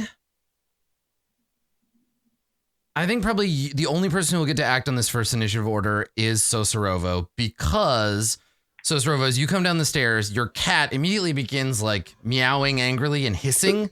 I'm really glad I've bothered to resummon him now. Yeah. So you hear just this, like, everybody hears this, and then like hissing sounds. Sosorovo, you know that means that there is something invisible in the room. Let's all roll initiative. You'll find out what's invisible quite quickly, but Sosorovo, you'll have an opportunity to do something. So do you want us to reset to where we were when we came in? No, right here is perfect. They were waiting for you. Is it clear? We get to add on? Yes, yeah, go ahead and roll initiative. Yeah. We're so bad at this. God damn it, it's gonna be 2 full turns before I get to do anything. Okay. All right. Well, that's okay. I got first initiative anyhow. So, you see, and I think these things just turn visible again when they attack. Let's see. Unless it's improved invisibility for sure. Yeah. And I gotta check on that. Also, if the paladin needs the other person, Rhea. Yes, Rhea. That's like her name. If she needs light, I would have cast the light cantrip. I don't think she would have mentioned it until you got into the darkness. Okay. Was the top of the stairs dark? Because I feel like then she would. There would have been light coming downstairs. So the thing is, she's in the back, so she's probably having the thought that she's having before the cat freaks is like, oh, it's kind of dark down there. Cool. That's fine. Okay, so she's an adventurer. She carries a torch, hopefully. I mean, I could also cast light, I think. Nope. Yeah, and so I think these things they're hidden, not invisible. So they appear and then move in to attack you. So from the shadows, either hidden behind the pillars or in between some of the barrels, you see 3 spiny winged shapes emerge to attack you. Are these fiends? So spined devils. Yeah, you recognize them. Yeah, these look like Amric's little friend. Yeah. So I can see Lawrence like, so they climb up and then like hiss and throw themselves at you. My paladin features are useful here. Their first attacks have advantage, and then they'll go from there. So okay. Haven't had a turn yet. Okay. yeah. So here we go. All right. They get two attacks. The first of which is one with a bite and one with the tail. Okay. All right. So the first attack is going to be with advantage. Here's the one against Bryn. I get an 18. That just hits. Okay. 3 slashing. Okay. And then lash with the tail, which is a miss. Another attack on Bryn. This is the one with advantage. 17 is not enough. Nope. And same on Bryn. 7. Okay. And then advantage against Sathra. Okay. Okay. I got a 19. That hits. So 5 slashing. Okay. And then without advantage, I get a 6. Okay. So they appear, they leap out of the shadows and attack you and then screech and fly away. Now these things have they have an ability that means they don't fly. They don't take attacks of opportunity if they fly away. Flyby. Yeah, they got flyby. So they're gonna do that. How high is the ceiling in this basement? High enough for them to like. I mean, they're small, right? So they can fly around in the space. Exactly. How far did they that's move what I to heard. step on us? They didn't move. They haven't moved. Basically, they start their turn here. That's what starts the fight. Then they get their turn. So they attack and then they move. Right. So any movement that happens before the fight. Yeah, it's not doesn't part count. of the fight. Yeah. Let me see here. So rooms, it looks like the tunnels down here are rooms have 10-foot high ceilings. There you go. Okay. 10-foot high plaster ceilings. Okay. All right. So they attack and then they're going to scramble. Let me see their movement rate. It is 40. So they kind of like scatter. And the thing about the ceiling being the height that it is, they can't get high enough that you can't attack them. Like even if they fly into the corners. But yeah, they basically jump out, attack, and then fly back away from you. Okay. Okay. So November, you were surprised. Sosorovo, you can do something this turn. Okay. Look at all these pillars. Thunderwave down here. We could kill everyone. Bring down the whole house. Yeah. The Fan Thampers weren't killed by adventurers. They were killed by a cave-in of their home. Since we're acting in the same initiative, I'll send Miffles over to do the aid action, and then I will shoot it with a chill touch. Okay. Advantage. If that's cool. Yes. Now this thing is small enough that I think November, Bryn especially, 3 rows of barrels. I think it's going to give it like some amount of cover. It's also 10 feet in the air, right? No. There's no point in it going high up. They're flying around eye level. Oh, okay. Yeah. Okay. And in I fact, can't- flying low makes more sense for them to avoid you. So yeah, he would be taking advantage of that cover. But if you want to move first and try to get a clearer shot. Yeah, in which case, if these are quite high, I do remember you saying that actually. Can I just swap my target so I move to here and then like aim at this one? Yes. Yeah. Absolutely. Yeah. Okay, so we'll move Miffles over and attack that one on the left. All right. Chill touch. It's advantage. It's a 22. Good. Yes. Okay. And I will deal 7 necrotic damage to it. And then Of course, it wouldn't be cold damage. Nope, that That's would make not too what the much spell sense. is called. Okay. All right. yeah, and then move back like near my companions over these little sacks. All right. The Spine Devil lets out a shriek of anger as Sosorovo's chill touch grabs at its flesh and causes frost damage to it. Bryn, you are surprised by the sudden attack. Same with Sathra. All right, the Spine Devils get their first proper turn, and then we begin. So this Spine Devil is going to take a swipe at Miffles. What's Miffles' armor class? 12. Okay, all right. Miffles has an advantage that was given to Miffles that you can use to impose disadvantage on the attacker. That's true. You can also save Miffles'. I'm just I mean, with telling you 2, that it's there. Yeah, no, I appreciate that. With 2 attacks and a 12 AC, if they attack Miffles disappears. It's fine. Okay, Okay. I just like someone donated for So, extra life for Miffles Yeah. to have The- advantage. Nipples will do something really. The spine awesome devil with gets a that. crit Good. with a bite attack and deals 9 damage. Yeah, so is that what happens? Does it just like lunge for Miffles and Miffles just goes whoop and disappears? I'm imagining the feeling of your ears when they pop. Yeah.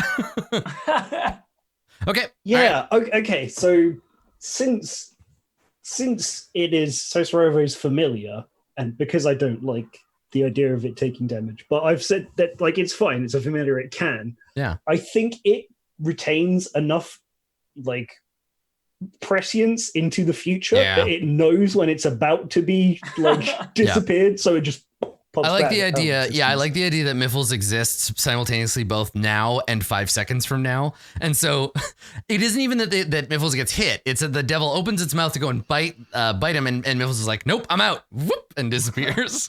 Goes back to I'll the still Miffle have to dimension. pay. I'll still have to pay the cost Yeah. to get him back in this case.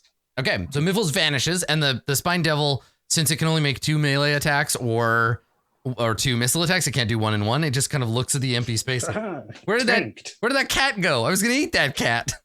The other devils are going to fling. I'm gonna fling tail spines. So here comes Bryn. Here's one.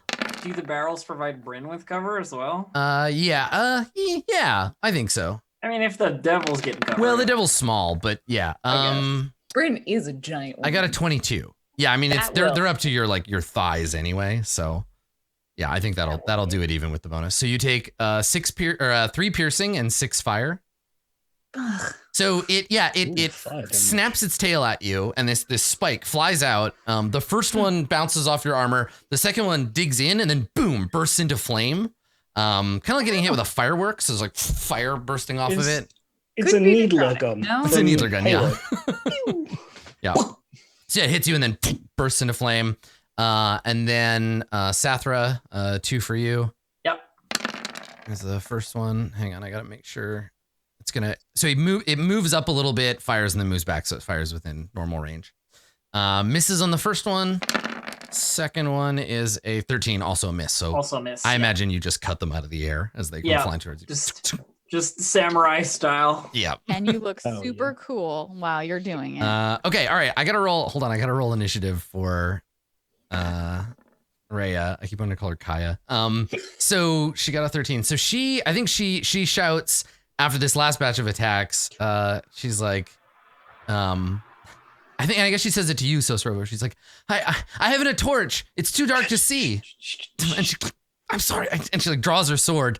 She's like, I cannot see the foe, but I will do what I can. And she like strides out into the Fucking room, God. like with her hand out, like, I'll help. Just point me at him. Oh God, no! Because she doesn't have a torch, right? That doesn't have a torch. She's like, I didn't expect to go spelunking today. Do you have anything? I can help Yes. you. Just wait. Take one out of my backpack. Yeah. So if you turn, she'll spend her action digging through your backpack to get a torch. Yeah. Yeah, I mean, I still had like the adventurous pack stuff. So I that's what she'll deleted do with it her off my turn. sheet. She was gonna just go out into the room and just fight the darkness, but I will give her. I mean, give her better that. you not use your action casting light. Yeah, I was curious. I was pulling it up to see if it was an action, but it's Okay. Yeah, it takes a whole thing. So the room illuminates, suddenly awash in color. Now most of the color is gray and brown, but it's color nonetheless. So you suddenly see this light and everybody's shadows. And November, it is your turn. Okay. Well, I blink for not my whole turn. But because the light just popped out right next to me. Good on that. And then I am going to wait, let me see what one imposes disadvantage. think these Speed is being reduced on imps, that one. whatever, are resistant to non-magical damage. I highly doubt it. You know, Anyway, I would say 60 feet. yes, because fuck you. That's how That's I'm fine. going to put my money on it. I'll put 50 gold on it. Okay, well, right now. first I'm going to attack them with magical damage. I will cast Frostbite Okay. on the imp in this corner here. Which one? No, the one here. Up here? That's Okay. better. All right. It's a DC 13 Constitution save. Okay. This particular creature has advantage on saving throws against spells. Of course it does. So it gets a 19. Dave, you're probably right. Okay, It's a 19 then, on the save. okay, then that doesn't do anything. 'Kay. But with my bonus action, I will cast Healing Word on our paladin. Oh, thank you. Nice Excellent. one. Okay. And I roll a 1, so you get 4 health. But Better- it's better than not nothing. 0. Okay. Anything else for your turn, November? Do you want to move or are you good? I don't know that. I guess I could probably move forward 1 to make it easier for like Rhea to go around now that there's If you're light. also next to me, I can use my reaction to defend you. Okay, well then I'll move forward 1. All Put right. my back to the door. So then and, Rhea like- takes her turn to light a torch, and then Sosorovo, it's your turn. Okay. I will move up again. Okay. Look at this one in the corner. Mhm. Scowl at it and try and zap him again. This time without advantage. Because Miffles is not here. Miffles is in the Miffles dimension. The Um, cat overs. Miffle space. How's a 12? Does that hit? 12 is insufficient to strike this creature. Okay. In which case, I will head back over. So Okay. that's it. And for those watching at home, sometimes it takes Dave's dice results a little bit to get all the way from the United Kingdom to Canada, or they're stuck in customs right now. But I believe you, Dave. Yeah. That's what you rolled. Okay. Too bad. All right. Bryn, it's your turn. Bryn can't do shit from range. Yeah, wait in there and beat them up. So, but also she's the most hurt, and everything she can do is an action. So I think I'm gonna move up, and then I'm gonna lay on hands myself, and then I'm gonna assume Sathra is gonna move closer, so that if Sathra gets attacked, I can defend her. I Okay. think that's. I'm just gonna refresh because I haven't seen the map update. So. Okay, so 1, 2, 3, 4, 5. Cool. I can get all the way up there. So she moves up to this, and then probably in a different order does lay on hands. She's like, "Come on, Bryn, get it together, girl." Yeah. We just see like the Lay the hands on gold face. handprint glisten on her face, and I'll lay on hands myself. Okay. For I'll do 5 hit points. Nice. And then she's in defensive position. Okay. All right. Sathra, your turn. Oh, we're going after that one. All right. And like Bryn's very focused. It's the one that's in front of her. I'm up Yeah, here. no Oh, problem. I just damaged that. I know. But that one- Trust me, I know. I like it. I am going to longsword this nerd with my pack. Yeah. All right. I would like to mention, of course, that my pack blade counts as magical damage in case it does matter. Yeah, you hit it. 16 Okay. for 12 damage. Nice. All right. Yes. So you slash out with Dendar's fury and cut the creature. Its blood splatters on the wall and hisses there darkly. Clearly you've injured it. Awesome. Cool. That's my turn. All right. So Spiky here is going to attack Sathra. Okay. Now you have Bryn. You have a thing you can do. when Yeah, somebody I'm else- gonna go okay. ahead and just use my reaction to impose disadvantage. Okay, that's how it works. Yep. Okay. So it's a creature I can see when it attacks someone within 5 feet of me. Yeah. So it counterattacks Sathra. It lashes out, tries to bite, gets disadvantage. I get a 14. Not enough. Swings out with Her its shield, tail. friend. This one doesn't have disadvantage, but gets 14 anyway. And then it's going to fly over here. Of course. And Rhea lets out a yelp, but remembers to be quiet. She's like, like swinging your sword at it. This big wings and spikes just flying over there. And then this one, let's see, flies over and attacks Sosorovo. So Sosorovo, I'm gonna make a bite. Sure thing. I get a 10. And That then is a miss. the stabby fork. I get a 13. Okay. Also miss. And then this one. Bryn's just like, Let's see. So that one flew across the room. It'll attack Rhea. That's her armor class. Okay, miss. And then Wait, which attack. one's attacking Rhea? The one that already attacked Sathra? No, the little bottom. Oh, that's right. It already attacked and then it flew off. That's right. Ignore those. This one flies over, and I think we'll also go after Sosorovo. What's giving Sosorovo such a high armor class? Mage armor. Mage armor. Oh, do you have that up all the time? Yeah, I just cast it at the beginning of the day and just take the spell slot off. Yeah. Oh. But I got a hit. Okay. So it's a 16 for 3 piercing. Okay, that's fine. Let me make a cons check for the spell I'm still concentrating on upstairs.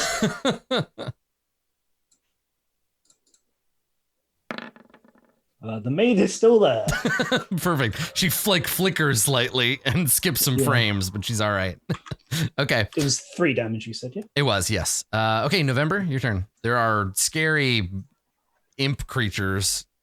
I guess we've seen these. I have a handout. Yeah, we spine saw devils them we've before. seen. In the boat place. I am going to grow some icicle claws and slash at it. Oh, yeah, that's awesome. So that's a 24 to hit. I'm assuming that hits. Yes. I deal 3 acid damage to the one in front of me. Okay.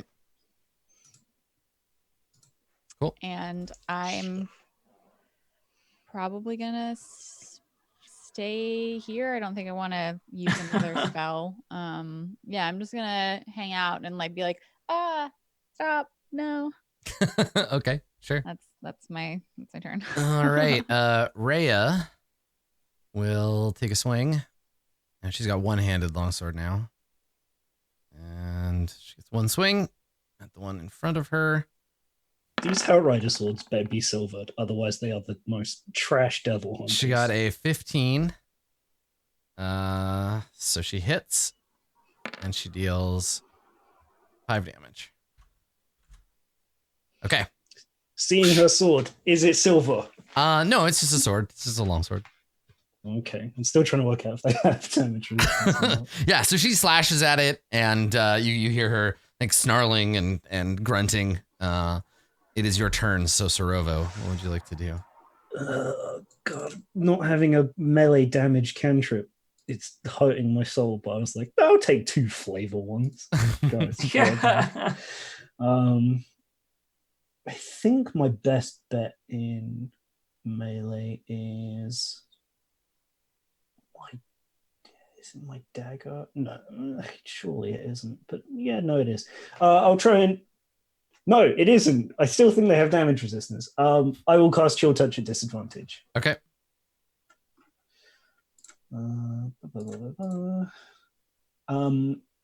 Have I been able to track which one I was shooting, like as it flew towards me and stuff? I had to reload. It's the one in front of you. This one is the most beat up.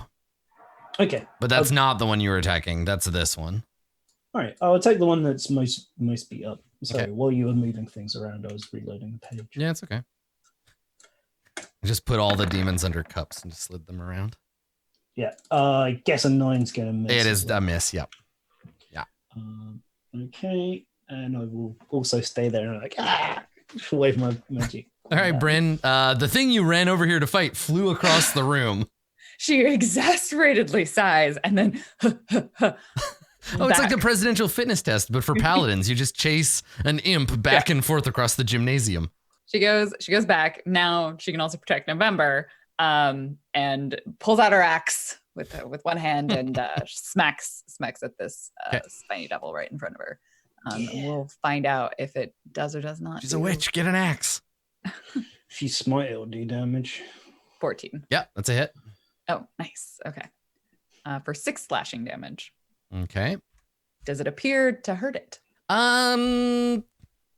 Somewhat. You might say that it's resistant to the damage. That's fine. It's cool. Great. It resists being hurt by your axe. Yeah. So yeah, you run over and you're like, hey, get away from my friend. You grab the thing by the shoulder and slam the axe into its chest, and it snarls and flails its tail around. These because they nearly killed Jewel. Yeah. Mm-hmm. Okay. Are you doing a smite? Are you doing a smite on him? Because he's a I was not planning on doing a smite with that. Sathra? I guess I do the same thing. I hoof my way back across the room. Yeah. And then I attack this spiny devil because Okay. I can't reach another one if I want to attack. So Sounds good. Woo! hey, There you go. There it is. That's But big it's- money. Good fucking starting. I mean, it's enough. It's enough. So you slash out, your sword crackling with like green black energy. You cut right through the thing like an anime villain. It separates diagonally and then immediately in a burst of sulfurous flame disappears. Hell yes. Excellent work. That's my turn. All right. The two remaining devils will make some attacks and then they'll fly across the room. So we'll start with Sosorovo. Sorry, I can't defend you. I got a 16. That's fine. 16 hits. Yeah. Okay, 5 slashing damage. And a constitution save, I guess. 5 damage. For the maid.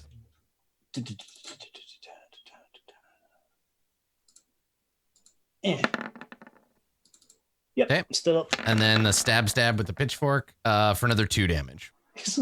It's a pitchfork. Yeah, they have little forks. Oh, that's Not cute. sure. I couldn't Cute. find Stabbing I couldn't find the art for them, but I think it shows them in the art. Yeah, here we The go. maid disappears. Look at the cool yeah. look at the cool pitchfork.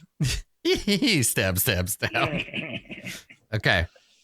It's like a small pitchfork because they're small. Just little ones. Like if you Yeah, just little, it's like little. like one of those like like a cocktail fork. weenie forks. Yeah, Yeah. those An little like actual tiny- fork. Yeah.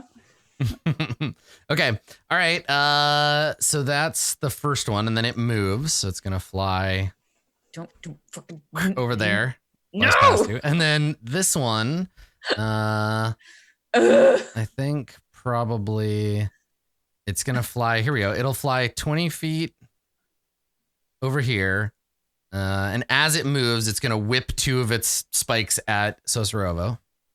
Why do you keep tracking Sosorovo? Because they're the spellcaster. They're the ones casting spells. In fact, So no one's going to get attacked 4 times. I would use the shield. Not the Uh, magic sword. I got a 15. They're 15 afraid of hits you, as well. Sathra. The 15 hits. Yeah. 5 fire damage and 3 piercing. I know what I'm doing next turn. And then the second spine, I got a 17. Didn't give me enough time. I wanted to substitute it. You want to just substitute dice. that one because you're weak enough? If Yeah, you want to yeah. use it, that's okay. Yep. Yeah. Okay. All right. So It that instead rolls a 6. yeah. So first of all, you see the devil, and it, in slow mo as it flies away, it turns and whips its tail back at you. The first one hits you, bursts into flames. The second one hits you, bursts into flames. You fall back against the wall and slump down unconscious. And then you blink once hard and snap back to actual reality and just move slightly and it hits the wall and blows up. That second one. I do the thing where it shoots at my hat and it goes into it, and I like do the duck thing and then I go whoop and pull it down afterwards. Right, it hits between the wall, the hat and your head hits the wall, and you yank your hat Yep. down. Perfect. Yep. Okay, so that's the that's my. Oh yeah, and then he finishes the move. So he's here, 10. He's another 30 feet. So he's gonna fly. Yeah, back corner there. Okay, all right. November. Well, that was a lot that happened in that turn. I am going to step forward until I can see. There Oh, yeah, we and go. the devil's like body's just gone completely. Got a good line of sight on that one. Yep. In the back corner of the room, and I'm going to use it has advantage against the saving throw. when Yes, is it has. classified. These things have advantage against magic saving throws. So I guess I'll just do an attack roll. They're just like me. I get an 8 for Ray of Frost, so that doesn't do Nope. anything. Zoom. And then I'm probably just gonna look back at Sosorovo and be like, "Stay back," because I think that we can hold the line fairly Okay. well. Rhea, of course, rushes forward to attack. So she runs in between the two of you, vaults over this bag of garbage, right? So she's gonna go 10 over there. Can't quite make it, so just throws herself at these demons, ready to attack. All right, so Sorovo, your turn. Like she's going full Aragorn, right? She's swinging the torch, like back, fiends. Yeah. I mean, she can it's be earnest, but still attractive. She's lawful good. What are you gonna do? Is it really though? Because she's not doing anything. So Sorovo, it is She's your turn. trying. Okay. Move up a little bit. I see Play him. acting the hero is very different from being the hero. I like the idea that the two of you are just having this conversation, like shoulder to shoulder, like. Yeah, we're just November and Sathra, you Sathra. catch November making goo eyes. You're like, no, honey. I'm just imagining trying to like make goo eyes when your eyes look like the like glazed over frozen eyeballs of a corpse. Listen, not everybody makes a sexy face in the same way. So Sorovo, what are you gonna do with your turn? Yep, I have moved up and I am going to chill touch the one that I have full vision of. Hell yeah, do it. Grab that devil. That's a hit. Has a 13. Yeah, you got it. Nice. We will deal 6 points of necrotic damage to it. Nice. Good. Okay, cool. And then I will use the rest of my movement to. Actually, are these boxes here? I'm gonna try and hide behind one of the boxes. Yeah, you can't actually take the hide action yet, but you can run over there. Yep. Okay, Yeah. Bryn. Sorovo, I can protect you if you're next to me. Also, all of my healing is touch. Told me to get back. I'm doing it. Bryn, It's once fine. Kill again, him. seeing the things she's trying to do move away from her. She's like, okay. And she's going to step back to here to Down. Sorovo. No, kill him. I'll be fine. I'm gonna heal. Cure wounds you. You need healing. No. I love it. Okay. I think because lay on hands I get back after a short rest or long rest. I have so many things that I get them back at different times. Long rests. Okay. Everything's fucking long rests. So I'm gonna use cure wounds. So I'll actually use a spell slot. Okay. And I'm going to heal you. Come here. You're getting healing whether you like it or not. 8 points. She like, Mom, come no, here. Mom. Sorovo. Right? I mean, this is exactly like Sorovo trying to bathe their cat. Like, Like, you're you don't look stinky so good. familiar. You need to have a bath. Honey, you don't look so good. And she grabs your arm and we see the golden handprint Yeah. as she uses up one of her spell slots. Okay. That is my action. And All right. Sathra. But now I can defend you. I sprint across the room to cut up these demons. Okay. So that's 5, 10, 15, 20. I can get to here. But I don't. Which of the demons is more injured, Adam? The one in the corner. The one Rhea Cool. is I move here then, and I hit that cornering. one. Now if you want to vault, you can vault the boxes. I think these are low enough that I didn't actually cross them. Yeah, and actually you don't have to cross them anyway. So yeah. Either way would have been fine.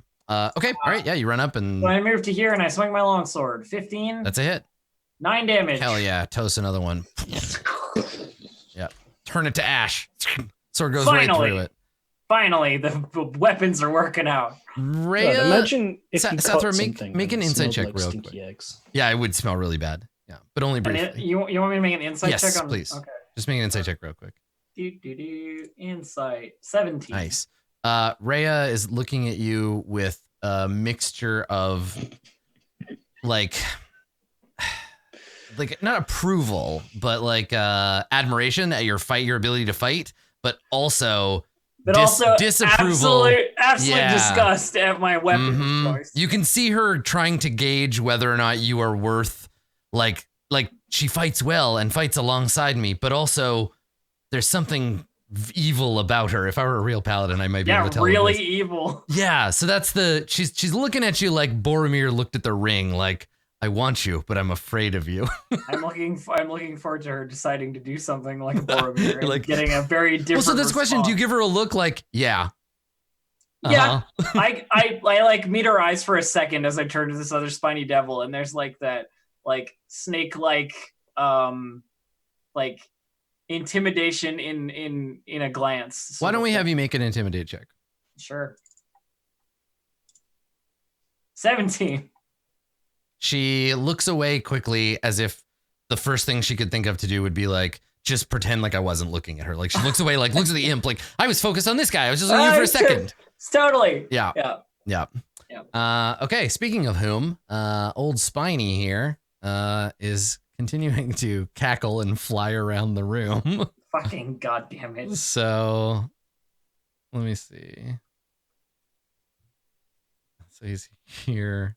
So he'll go. He's trying to get within 20 feet of Sosrovo. All right, so he flies over here, flings tail spikes at Sosrovo. And I will give you cover because you got boxes and a big person in front of you. So here's the first one and the second one, neither of which hit. Whew. And then, realizing he's all alone, flies for the stairs.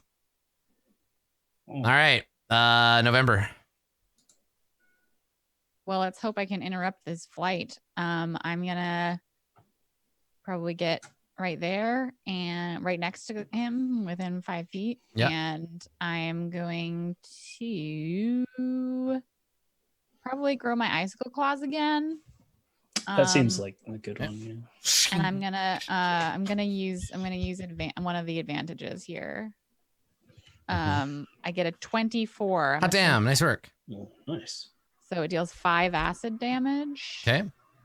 All right, it's still alive. It's wounded, but it's still fighting. Maybe I should have grappled it instead, but that's all I've got. That's cool. So under her breath, Rhea says, you hear her say, "God, damnable creature, stay still." She vaults back over the box and runs over to try to help. Okay, Sosrovo, it's your turn. Right. We don't want this thing escaping and warning everybody upstairs. We definitely do not. No. So I will cast Magic Missile. Nice. I might as well roll all 3 because there's only one target. Secondary targets. Yeah. You're like, I kill it in 2. I got to do something with this missile. I hit Bryn. All right, so it takes a total of 9 more damage. 2, 5, another 2. The thing is, badly beaten. Like it's almost dead. You can see the spots where the magical force are like tearing it apart. It's like ash is drifting off it as hell attempts to reclaim its own, but it's still got a little bit of fighting spirit in it. Bryn, you wanna maybe close this chapter? Yeah, I'm gonna step in. Okay. No. You can run up at it. You get back up to the wall and then run at it. Okay. Yeah, she backs up. She comes in with her axe. I'm gonna should I use an advantage or should I just straight up crit this? Your choice. I would The say advantage should an be advantage. It's Okay, pretty I'm gonna badly use- beaten and they don't seem to have much. Yeah, because they I can don't seem always much in the way of decide legacy. to channel divinity if it doesn't Yeah. die. True. So I think you have to decide before the damage. Decide before you roll damage, but yeah. do I have to decide? Before I think I so. roll? You Yeah. swing, you hit, Okay. and then it's all rolled as 1 damage pool. But yes, you can That's use for the smite. advantage. Yes, I will- that's what I was will talking roll about. An advantage 20. Nice, you hit it. I'm not using a magical weapon. Yeah. Sather will not be able to get there in So time. I can whatever. Eldritch Blast. Yeah, so Sathra has a chance to Eldritch Blast before you go, but go ahead and roll damage. Okay, then I'm not going to use channel divinity on this. No 'cause need. I still feel like we're gonna, or I feel like we're gonna have another fight for 5 slashing. That's enough. You kill it. Yeah. I feel so much that we're gonna have another fight that I don't want to like burn Yeah, up totally. the like 3 spell slots. This is the other bit, the like carefully managing your resources, knowing how deep into the dungeon you're going to be going. Yeah. So you run over, you slash out with your sword, you cut through the demon, and you finish the job that Sosrovo was working on with those magic missiles, and the thing blows away. Rhea turns to you and says quietly, looking up, "Do you think they heard?" And we cut to upstairs on the second floor. We see a hallway we haven't seen before. And in it, we can see a banister, right? It leads downstairs. We see a door. And on the door, someone has written in like chalk, "Keep out." And then there are 3 House Van Thamper guards standing, one on either side of the door and one across from the door, all guarding Thirstwell's room. And inside, we cut to Thirstwell, who is sitting on his bed, right? Legs folded up under him, sitting on his bed. And he's got a plate with a half-eaten anchovy paste sandwich. And And in his hands, he has a brass and ivory, like a puzzle box. And he's turning it over in his hands and squinting at it and like pushing on it and obviously trying to open it. And then he's like, blast, I'm never going to get this stupid box. And he flings it against the wall. And we hear like thunk, thunk as it hits the wall. So the guards kind of like look at each other like shrug, go back to their business. And I think we'll take a break there, and when we come back, we'll see what else is going on in this Van Thamper basement. I'm excited. I'm excited to see this next bit. This should be good. Stick around, everybody. We will be right back with more Roll20 Presents Descent into Avernus.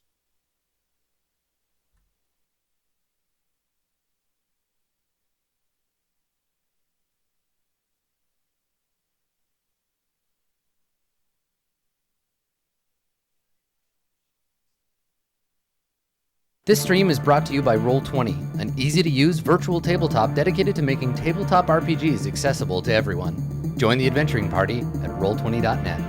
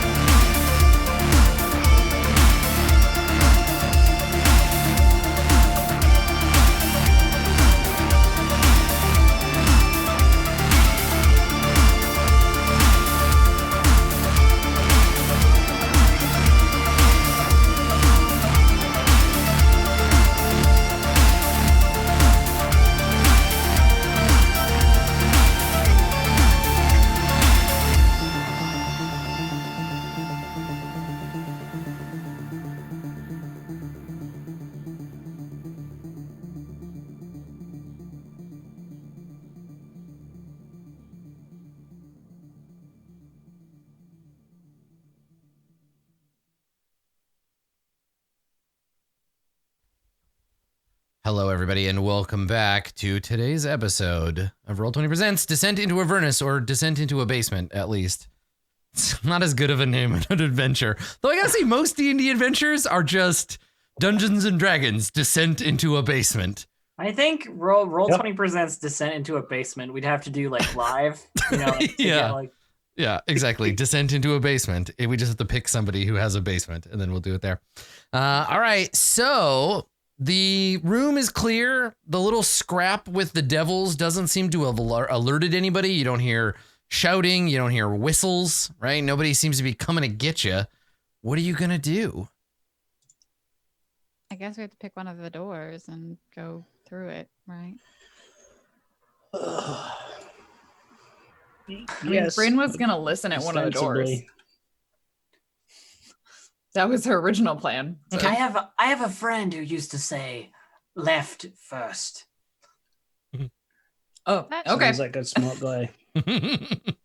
Bryn walks over to the other door Mm-hmm. I don't know. and listens at that door. All right, yeah, make a perception check. 2. Silent. You don't hear anything on the other side of the door. I don't think there's anything there. I pushed the door open. Oh, sorry. Okay, so you give the door a shove. No, go ahead, Dave, if you got. I was just going to say, while I was quite injured and stuff, I was going to hide behind these boxes. Mhm. Like, actually hide. Yeah, do it. Good plan. Hide in rocky terrain and underground. I'm underground, so I get advantage. Nice. Hey, yeah, basement. Woo! I'm so hidden. You know, it doesn't actually, it would be pretty easy to make canonic that Sathra knew Malik, because most of the ships It would going to be Chult. super Yeah, easy. most for of the that ships to be going to real. Chult would have left from Baldur's Gate. And I think, doesn't it specifically say that the beginning of Tombs is Baldur's Gate, that you leave from there? Yes. Yeah, Yes. that's right. Because, Ishi was in jail in Chult, but Malik and, This was interesting. not a careless callback. No, I like it. Okay, cool. So you yank the door open, revealing a storage room Oh, beyond. shit. Within the storage room, you see more than 200 corked bottles of wine displayed on 7-foot tall Oh my racks God, that span the Macario. west and south wall. Empty wooden crates are stacked in the middle of this room. Macario's never Blue Jay just has a flashback of intense Macaria action. Yeah, so wine. Just wine and wine and wine. Nice. Well, there's clearly no person in here. All of a sudden, 18 spine devil. No, it's a wine golem. Come on. Oh, wine. Okay, yeah, wine golem. In the meanwhile, I guess, can I listen at this door? If it's a white wine golem, you can summon Karen to defeat it. Yes, make a perception check. Okay, listening. I get an 18. A wine weird. Yeah, same though. Give you a couple of glasses. So, yes, no sound on the other side of this door. Oh, well then, yeah, they push that one open. I listen. No noise. I'll just push this one open. Okay. All right. It opens. Beyond, you see a hallway. I can't all right. stand like in the doorway. No, you sure can't. If you hold Alt, you can place yourself wherever you want. So Cool. from here, you can hear the sound of water. It's running slowly. There is light. There is a lantern. Actually, there's several. One hanging here, one a little further. You can see that it cuts down into a stone trench down here. Okay. And there's a thick smell of incense in the air. Yeah, thick smell of incense in the air. I turn to Rhea and I say, I think you won't need that. This is probably where we're right? Where we're supposed to go? She nods and she turns back to you, Bryn, and she says, unless you saw something in the other room, I think this is the only way we have to go. Unless the wine is particularly gone bad, I think we should go this direction. And she scowls and she's like, but wine gets better as it gets older. I mean, it depends on how old. After several decades, Has to be it's just stored vinegar. correctly. No, I'm going. Okay, so yeah, she extinguishes the torch and can now only see by the faint glow of these lights hanging from above. So I think at that point, like, is there a rock or like something small? Oh, sorry. Also, before when you come in, there's over the door in the arch, there is a stylized, in the keystone, there's a stylized letter V. And on either side, in common, are the words of House Van Thamper. So on one side of the Adam, V. did they say we're the bad guys? Yeah. In vino villainy. On the left side of the V, it says stone hearts, and on the other side it says don't bleed. So stone bleed, don't heart. What? Yeah. No, it's a stone hearts, and then there's the sigil, and then on the other side, not on Stone the hearts doors. don't bleed is pretty epic. Stone hearts don't bleed is their house motto. Yes. That sounds like an album from like 2005. I was about to say that's going to be the title of MCR's like reunion album. How do you think Duke the Lamra Van Thamper got those swole arms? It's from playing the bass up here. Yeah, she's into it. So so that's what it says over there as you come in. And then of course there are sewer tunnels under House Van Thamper, right? Like, of course, because that's what they do. Does Rhea have like is her sword? I assume it's in like a scabbard of some kind that would cover the whole blade. It's in her hand now, okay. But yeah. Perhaps we shouldn't cast more light. It would warn anyone that we're coming. There are lanterns. Rhea nods. She says, "It's dim, but I should be able to see." Well, I can provide you light that you could hide and then reveal at the point in which you need it. She kind of gives you a look like, well, what? Magical light. How long does the light cantrip last? An hour? Like an hour, right? I think. Yep. I mean, you could cast light on her sword and then she like puts it away. She reaches into her tunic and she pulls out her holy symbol, which it's the Forgotten Realms. It's probably a gauntlet. Pick a god, probably a hand. And so she shows it to you and she says, would this be a suitable vessel for your spell? Sure, why not? Surprise, just like Fist of Bane. Touches it. Fucker. Crushes the little. It starts to glow. And Sathra, you see her looking at Bryn almost the opposite of how she looked at you, in the sense that she's like, wow, like a real paladin with actual spells. While she's busy mooning over, paladin garbage or whatever, I'm gonna cast False Life on myself, praising Dendar, and regrow my. She looks at now. Time is of the essence. I know. So I'm just gonna actually roll it. Yeah, just roll for it this time. She looks at Sathra. She looks at Bryn. She doesn't look at November. Just a quick. She can hide it. It's fine. Out Yep, she tucks it into her shirt. Because I don't know how long we'll have light for. Okay.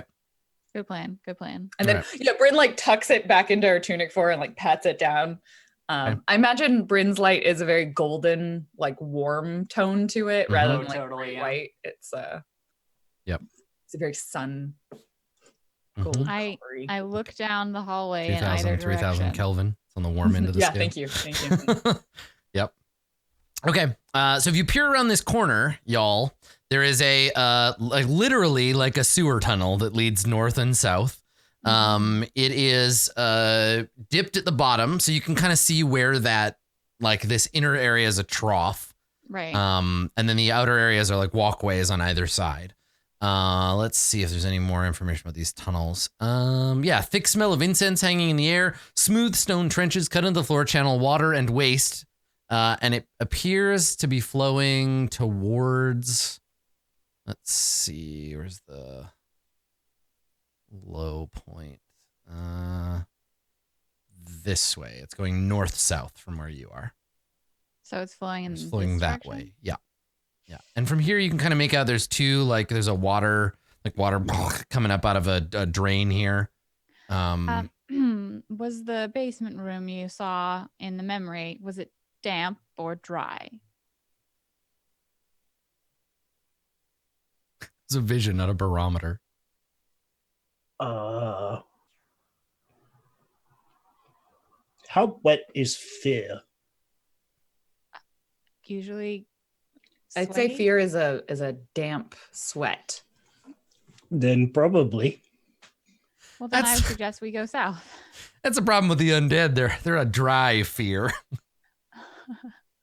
Well, I mean, like if it seemed more damp, let's go more south where the water is going, right? Sure. Yeah. We have to make a decision either Fine. way. Okay. You want to start making your way south? A wise friend of mine.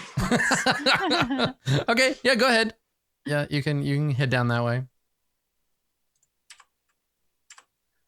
Oh my gosh. Everyone merged into one person. Yeah, sorry. Okay, so you follow the sewer tunnel south, there's like and a it wreck branches. You can see, even from where you're standing, you can see it's just a dead end, like cave in Okay. over on this side. It looks like a tunnel that wasn't finished. There's water gushing out of brackish water gushing out of a hole here. You continue, you come around this corner, Bryn, and you can see a door. There's a tunnel going north, and then there's a doorway right to your west from there. She's gonna go like up and look down the tunnel if this cooperates with Yep. me. Tunnel goes north and then immediately west after whatever 40 feet or so. Do we want to see what's on the other side of the door? We should check. I will listen at the doorway. Were you suggesting you're more perceptive than me, November? Because you would be correct. Yes. Let's I go go to for put my ear to the doorway. Okay. And go shh. Okay. See what I can perceive. I get a 19. 19. Okay. What kind of shuffly noises or silences are on the other side of the door? You hear, yeah, like a faint shuffling sound, maybe a bit of a scraping sound on the other side of the door, just brief, like something moved. Hmm. Sounds close.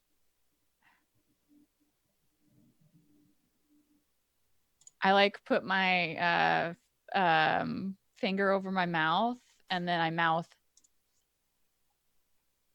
there's something over there and I point at the doorway. I I'm make glad you said it because I I- can't read lips. I make this gesture. Well, neither can the podcast. I make this gesture. For the podcast, that's a fist in a hand. Bryn like pulls the shield up. Let the action record hand. show he made the drinky motion. I'm trying to help. Okay. Anyway, is someone else gonna do that part? I'm on it. I'm gonna ready a spell. If something spooky moves inside, I'm gonna shoot it. I am going to boot the door in, Adam. Okay. All right. So here's what happens. As soon as you boot the door in, everybody rolls initiative because on the other side, there's someone with an axe waiting to attack you. That's what I thought. And so everybody just goes like all at once and just like Yeah, but rushes to attack. So hold it's on. one of those. Before, It's, go oh, ahead and, wow. you can go ahead and start rolling initiative if you want to, but let me show you the thing you see on the other I side feel like of the it's. door. I feel like it's one of those moments where I figured they probably were waiting for us. Oh, hello. Oh, this fucker. It's a bearded That's devil. not It's an got a axe. spiky So beard. it's a glaive. It's like a pole arm. So yeah, it's a purple skinned, barefoot, shirtless, tentacle bearded, orc faced. Kind of looks like if what's that obnoxious guy from World of Warcraft, the elf, the edgelord. Malfurion. No, I mean, Illidan. Yeah, Illidan. He No, kind of looks like if that's- Illidan grew a sweet beard. That's a So Mogu, Malfurion. Adam. Yeah, God. Malfurion. Fair. It's from the Mist of Pandora expansion. It's called a Mogu, and it's a real thing. Good. False. Well, he attacks you. So let me roll initiative for him as well. That elf edgelord and WoW is like I know. I should have been more specific. like Yeah. any elf in WoW. Malfurion, Sylvanas. Okay. Lorthamar. Okay. Anyone- So, hold on, I gotta reroll that. There we go. Okay. So she'd be on the tracker now. Excellent. All right. So yeah, you open the door and there's just like a lot of shouting, right? He's just like, "Rah!" And he sees you and like lunges and you're all kind of shouting at once. Sathra and Bryn, you're both way too fast for this nerd. So what are you going to do? I move inside the space. Okay. Looking around, past you are him. in a jail of some That kind. certainly does look like where we are. Yeah. And get like around him so that we're not all jammed up in this fucking doorway. Yeah. So probably you like juke into the room. He swings the glaive. It bounces off the door frame. You duck. He yanks it out, turns to attack you, sweeps it at your legs. You dodge out of the way. You get to make a counterattack. I bonus action hex him. Okay. And then I hit him with my sword. Yeah. All right. Nice. That's the plan. Anyway, let's see if I can hit him with my. I take advantage on this attack. Okay. 17. Good thing. 17 is a hit. Yes. The reason I did that was because my dice are cursed that when I say hex, I won't hit anything. Oh, did you use one of the advantages? I did indeed. Okay. Yeah. We have 9 left. So that's gonna do 11 damage there, and then hex is gonna do another 6 damage. Ooh. Okay. Right. What's the damage? What's the damage types 17. On those? The slashing from the sword. The longsword is slashing magical. Yeah. And the hex damage. Let me get it. Necrotic. I'm guessing. Necrotic. It's necrotic, I think. Sure is. All right. Cool. Okay. Or he's trying to like take the sucker out as quickly as possible. Necrotic damage. Yeah. Okay. Well, he's a slightly bigger demon than the last ones we fought. So he is. He doesn't have wings. He's got a cool beard. Or a devil, I guess. Mm-hmm. So I'm kind of worried. I'm pretty scared. He Bryn, could probably kill you with that beard. Bryn, it's your turn. Cool. So Bryn sees Sathra move in. She knows the other two. There's one of them. I can like just see him, right? I can't attack him from where you can't attack him from where you're standing. No. Okay. So then she's gonna do the same thing. Juke into the room. Okay. So that she can attack him. I guess I'll move here so that.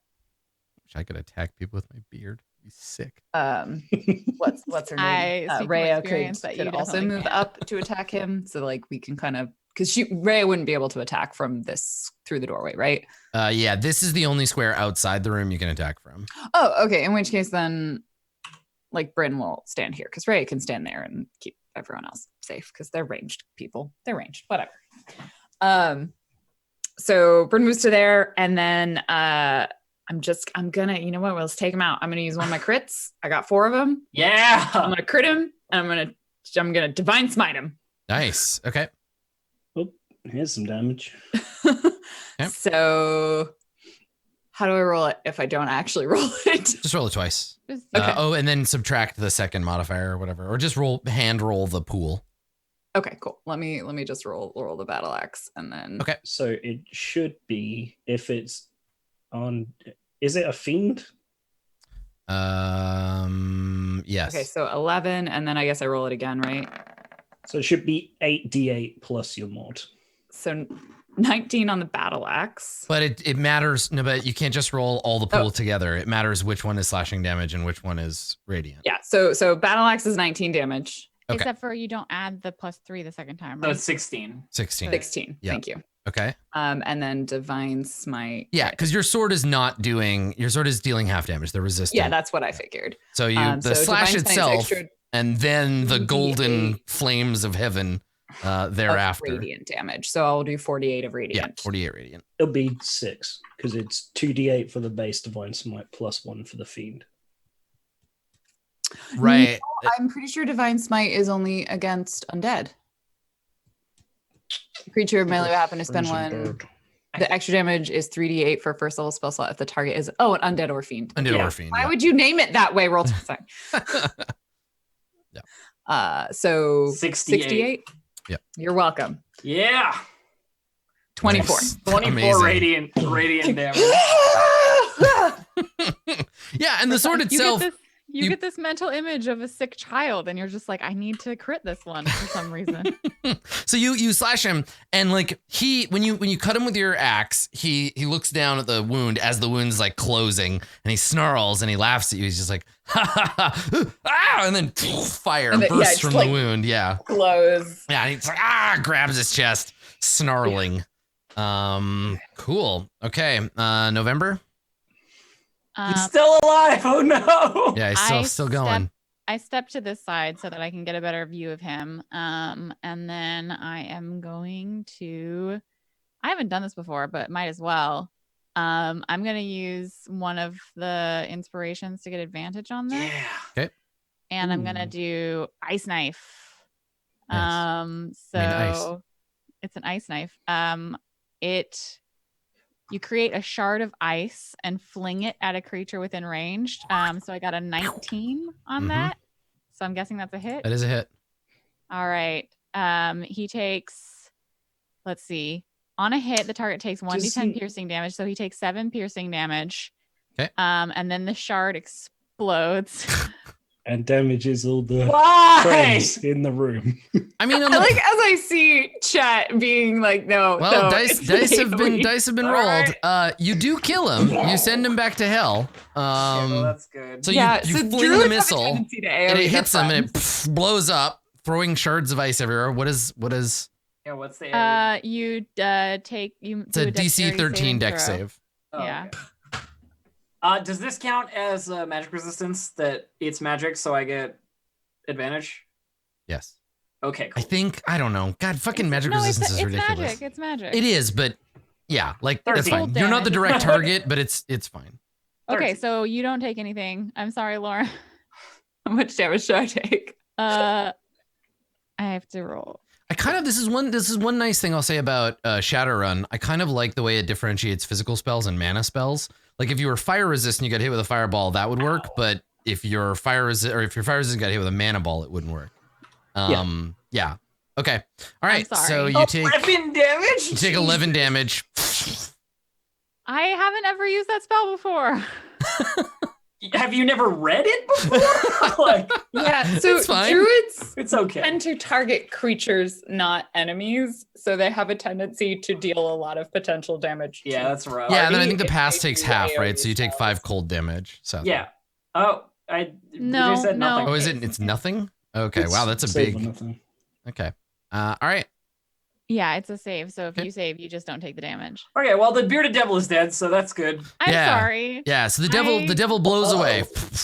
I, for some reason, didn't read the creature word. The, That's okay. the dice had already read the table before I've- we got I've to run that into part. that with druids. Okay. No worries at all. So, good work. You denied your enemy a turn by using the action economy, the most powerful weapon in the game. You don't need a Vorpal sword if you've got the action economy.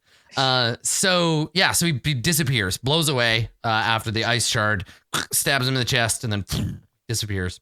And you hear from one of these cells, you hear a voice. You hear, hello? Hello? Are you here to rescue me? Who are you? And you turn and you look.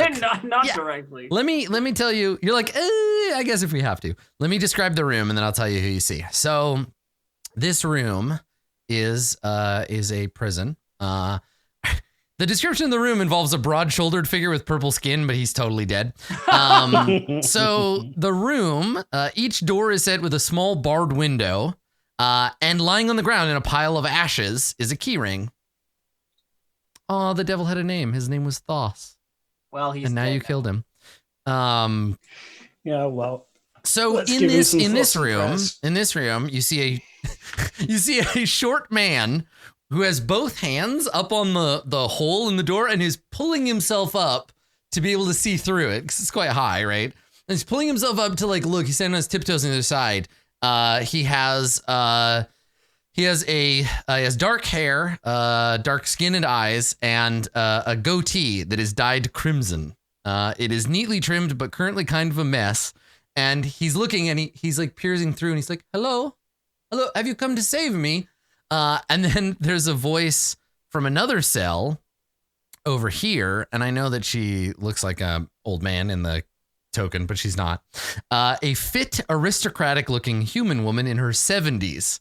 And she looks through the window and she's like, quiet, Philaster, you don't know these people.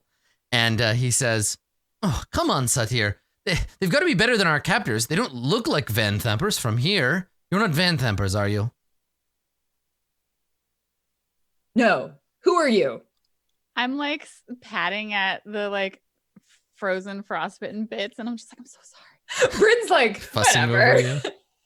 Yeah. It's like when you Bryn's accidentally like, that step was on a very impressive spell, November. I didn't know it did that. accidentally Oh. step on someone's foot. Well, now You're we like, do. "Oh my God, Can you teach me that one later if you like write Yeah. it down Mhm. somewhere? That's Sweet. I don't write. Who down. are you and why are you here? Who are you addressing? Probably she doesn't really care, so she'd probably go for the one that talked to them first. This so guy that, up yeah, here. the northern. the man in the north. Okay, so you come over, and he like you can see him. He kind of takes a step back into the room, and he does like a deep bow. He backs up enough to get bowing room. He does a deep bow. You can see him now. He's wearing an ankle-length caftan. He looks like he's lost a slipper. He's wearing one, but not the other. He has no weapons. He doesn't look like he's been tortured, but he looks tired and fraught. You would guess he's from Kalimshan. Probably you've seen people of similar coloration and accent and dress out in Little Kalimshan, which is just outside the town. So he puts his hands together and he says, "Esteemed saviors, my name is Philaster Fisk, at your service, or I would be if I weren't in this cell. I believe that bearded fellow has a ring of keys you could use to open the door and let me and my elderly friend out."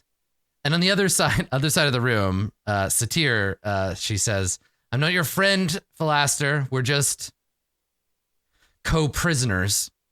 And she looks at you, Sathra, and she says, "You have the key, don't you? Well, get to it. Let us out." Why are you here? Well, you see, I have, how do you say this in common? Stepped in it. I'm a researcher interested in ephemera. I'm working for a sage who lives in Kendallkeep. I came here investigating some rumors, and well, the Van Thampers, they don't like people nosing around. We've noticed. Is it too much to hope that you've killed them all already? No. Unfortunately, yes. we have not.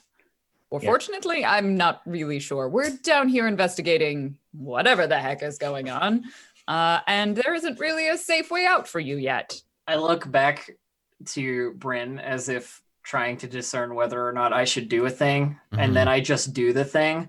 We're looking for Thavius Krieg, or any information about Thavius Krieg. Satir doesn't say anything, but Philaster, he says, Krieg, yeah, yes, precisely. That's the one. The former overseer. And Rhea says, she comes into the room and she's like, "What do you know about Thavius Krieg? Where is he?" And Philaster says, I don't know, my lady. Huh. Oh my, this room is getting quite crowded. But if you let me out, I'll tell you everything I know about the illustrious Thavius Krieg, and then we can decide what to do from there. Sounds good to me. Let him out. We've not decided yet. I have no real reason to keep them in the cell, except, and she gives them like a very stern look. Right now, upstairs, don't go there. You'll raise suspicions, and they will probably capture you and put you down here, and then we'll be in trouble. So you might need to wait down here for a while. And he nods. Yes, whatever you say. But the door, please. And you want to go ahead, unlock picks it? up the key and unlocks the door. Sure. Yeah. So you pop that door open, and Philaster, he comes out, and he stretches his arms. He looks around. And he says, "I know that we're still in grave danger, and I know that we are underground in a sewer. But I have to tell you, there's something so freeing about getting out of that cell. Thank you so much." And he puts his hand out to shake yours. Shake his hand. She returns the handshake. Okay. Yeah. He shakes your hand vigorously and smiles. And I wonder if I might have art for this guy. Let's see. Do we have concept art for this fellow? I think he's one of those guys that just ended up in the. I do, but it's super spoilery, so I can't show it to you. And the other one, surely she doesn't deserve to be. It's a picture of him and a bunch of other characters, and I don't want to show those to you yet. So he says, yes, thank you. You have no reason to mistrust my companion. He nods and he says, she's as much a victim of circumstance as I am, and as I wonder, maybe you are as well. We're all caught up in this Van Thamper swamp together. Bryn tosses the keys to Sathra. Grabs the keys out of the air and like unlocks the cage. Okay. Well, Steps back, gives her space. Okay. All right. So you unlock it. She comes out much more imperiously. She like comes out into the room and just like looks at you like as if you should have done that the first thing when you came in. So she doesn't even say thank you. She just kind of looks at you like, of course. And Cool. how did you end up in the Van Themper's cell? I was kidnapped. Any other questions? yeah, who are you? Like, more than the first name. And she looks down at you and she says, interesting. I've never met a haberdasher's dummy that can speak before. Yeah, well, it can do a lot more than that as well. She scowls and says, and you can see she's not used to talking to people like you. She says, you'd best watch your tongue. I'm very important. She grins and Philaster nods and he's like, yes, according to what she's told me, she's very important. Guys, I'm Yeah. really tempted to just meet eyes with her and suggest her to tell us everything about her. You certainly Like, could. I'm very tempted. So Yeah, you could go for it. It's I like, wow, certainly won't stop you. very, very important. I Also, very close to being pushed back into your cell. So, No, surely my companions just don't. It's very nice to meet you. we didn't Sorry even for ask your- for reward money yet. Sorry for That's your the troubles. first thing you do. I'm like trying to like.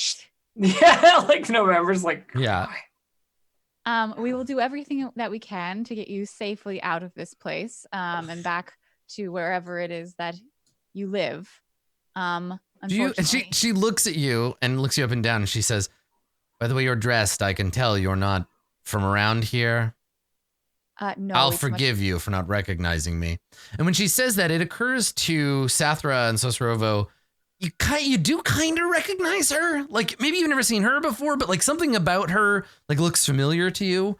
Why don't the two of you make history checks? Make them at disadvantage because she's not Okay. like in her usual frame of 7. reference. 7. Okay, so all you get is this vague sense of like, I know this woman.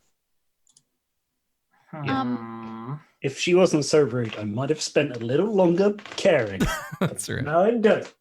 Yes, I am not from around here. So, if you'd wish to explain, maybe we could, reconnect you with. Very wherever- well. And I do this only because you're so clearly ignorant of to whom you speak.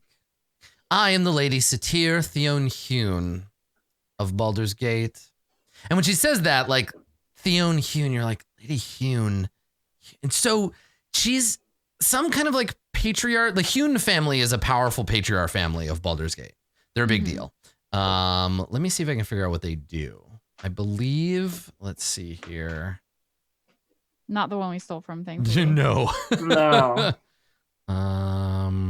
It's the Lamra. There's that list of notable houses. I was under the impression that the Van Thamper lady, Van Thamper, was the last duke in Baldur's Gate. Was that why you were captured? Not all nobility is interested in this ducal power struggle. If this up-jumped sewer digger wants to make a play for the throne, well, she'll have all the other patriarch families to deal with. And she scowls and she says, unfortunately, some of us are forced into these sorts of positions. My family is very important, and I was kidnapped, I assume, to be ransomed or to be used against my family in some way. She shrugs, but, well, you've put paid to that, haven't you? Good work. Here we go. Yes. The Hune family has holdings in many major cities and ties to Titherian nobility. Oh, they're Titherian. Okay. Yes. Yeah. So she probably likes, I don't know, olive oil and civil wars. Yeah. Right. Well, as my companion said, it's not yet safe to leave. So,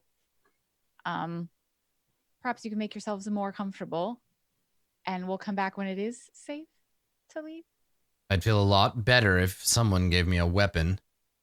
If those Van Themper guards come back in, and she looks over at Philaster, and she looks back and she says, I don't think I could trust this one to protect me. I hand her a dagger. Yeah, it's like, there's a weapon on the floor. Devil's No, weapon? there isn't. No, the glaive is one with the bearded devil. Oh. I can also hand her if she. I've got a couple extras. Yeah, as an alternative if she takes the dagger from you. She looks at it and she says, "Oh, well, if we're suddenly ambushed by a crust of bread, I'm sure this will do." And you have the skill to wield something else? She scowls and she says, "Of course, darling. I live in Baldur's Gate. I'm skilled with many weapons." Let me assess my She looks around as if like taking in like, which one of these idiots should I demand their weapon? All right, Adam, I give her a long sword instead. She takes it and she says, "Oh, much better. Thank you." Yes, well, now that you can defend your surroundings. While they're talking, Philaster whispers to you, Bryn. He says, my lady, if it is not too presumptuous, I had hoped that I would be able to join you. Assuming you're not simply here to rescue my former roommate, if you plan on investigating the rest of the dungeon, I would be happy to come along. I may be able to give you some information, especially if you're looking for Thavius Krieg. And he looks over at Satir like, I don't want to talk about it in front of her. Perhaps Bryn tries to do her best to be subtle. She's not bad at it. And she sort of leans down. She's like, perhaps we can confer outside. Protecting an extra individual may be hazardous to all of our healths. But please step this way and we can confer. Okay. So the two of you kind of like make your way outside. If she sees you go outside with this guy, Rhea comes out too. Of course. Yeah. And Bryn probably does this like while like Sathra is talking. Yeah, I assume that you step outside to talk while that other conversation is happening. Okay, so we follow you out. I'm having some kind of like small talk about weapons or something. And while you come outside, Philaster, you notice that he's like squinting. Every time he looks at somebody who's further than like a foot away, he like has to squint at them. And so he's got all these like wrinkle lines like on either side of his face, and he like squints up at you. And for him, that's a long way. And he's kind of like adjusting his goatee while he talks, and he says, "Thank you. It's not that I don't trust the noble lady. It's just Baldur's Gate nobility. She would make it more complicated than it really is." They do. It's that you don't trust her. That's fine. Continue. He puts his hands up and he's just like, So, you're here looking for Thavius Krieg. And Rhea nods. She says, "We're here to save him." And he kind of looks at her and he says, what I said before about Candlekeep, it is true. I did come to Baldur's Gate. I'm working on the behest of a sage from Candlekeep, one Silvira Savicas. She's a tiefling, a bit like your companion inside, an old friend of mine and a longtime employer. What I said before, I am a researcher. I live in Little Kalimshan. Outside the city walls, I have seen such comings and goings of miserable people. What happened in Elturel? What do you know? What I know for certain is little. We have rumors, suspicions. Savika sent me to keep an eye on things here. She's been monitoring activity, devil activity, hellish energies in Baldur's Gate and Elturel for some months now. Well, we've certainly encountered some of those here. Silvira believes that Thavius Krieg has made an ill-advised bargain. Rhea makes a sound. She just kind of like, okay, you're full of shit. She immediately, you watch her just discount everything this guy's about to say. And he says, she sent me here to learn what I could learn about this deal. these bargains, when made with infernal creatures. And Rhea's like, quiet, and like loud enough that it echoes. And you hear inside, you hear a muffled like, quiet. And then inside, and Satir kind of looks at the door like, uh-huh. And then Rhea says, I will not allow you to speak of Thavius Krieg that way. The Overseer is a good man. Conversation. Bryn like stands very tall and close to her. Then you can leave this conversation. And she looks at you like hurt. Like, what? This guy's your new best friend? And she says, but Bryn, you can't listen to him. He's obviously trying to lie to us. He's mislead us into doing some foul deed. Are you so unsure of your own faith that someone's words who you do not even know would shake it? And she turns and looks at him. He could be a devil for all you know, a shapeshifter. And she like reaches for her sword, not to take it out, but to like threaten him, like, show us your true form, witch. And she puts her hand on her sword, like, let's make him tell us the truth. I am listening to what he is saying. You can leave this conversation, or you can be part of it silently. Make an intimidate check.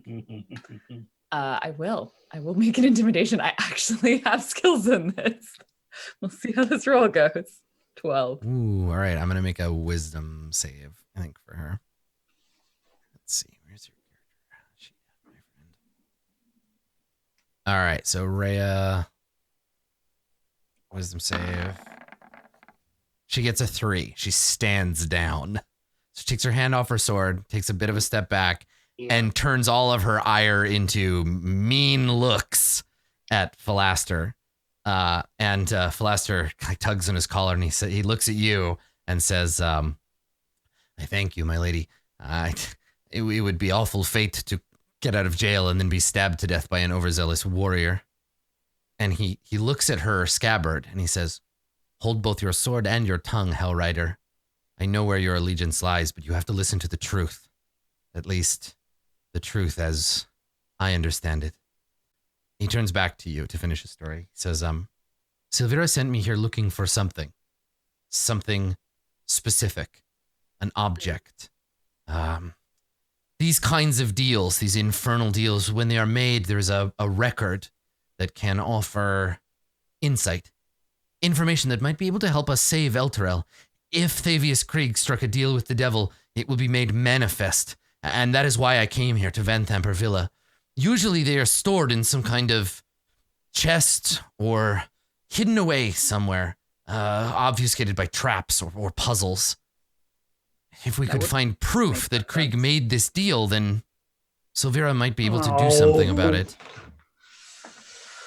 Would he have made this deal with the Vanthampers in some way? Do you think they were He shakes his emissaries? head. He shakes his head and he says, no, my lady, I am afraid that this deal is of a much more infernal nature. You saw the one who guarded us. No mere mortal. That was a creature dredged up from the 9 hells themselves. So they are likely serving whatever it is as well. He nods. He says the presence of these creatures, and in some cases out in the open. I understand that Amric Vanthamper travels with an imp. Yes. But if the Vanthampers are in league with the devils, then it serves that Krieg is here acting as an ally. Perhaps the Duke of Thalambra is Krieg's counterpart and hopes to plunge this city into the same fate that suffered Elturel. This is all conjecture. The box. Did you say Elturel? And he looks and he chuckles and he says, I did not, but in a certain grim way that is quite amusing. This certainly doesn't go against the information that we have. Like you can almost hear Rhea's teeth grinding when you're like, yeah, that checks out. She's like, checks out against your face. We heard from the journal entries, or sorry, read. Mm-hmm. That's right. We read them in you're like, listen to this tape we found. Click. Yes, Mortlock did mention that Mom and Thavius were maybe getting up to some hanky-panky in the basement, but talking. So this certainly isn't out of the realm of possibility of things that we've except that Rhea knows for a fact that Thavius Krieg could never do anything wrong. He could never do anything like that. She knows it. Because you know what? The previous Factually. like person in charge of Eltra was also a super good person until they turned out to be a vampire. Yeah. Like they would never have done anything bad Listen, either. lightning never strikes twice in the same place. So we got all the bad ones out of the way. This new overseer's a good one. Especially when you set up a lightning rod for it to like, exactly fucking strike off. So she doesn't say anything, but you can see her just like seething with like, how dare you energy. Philaster is like, well, honey, if you can't handle the truth, that's how it goes. But he says to you, Philaster says, I believe there would be of mutual benefit to all of us if you allow me to tag along.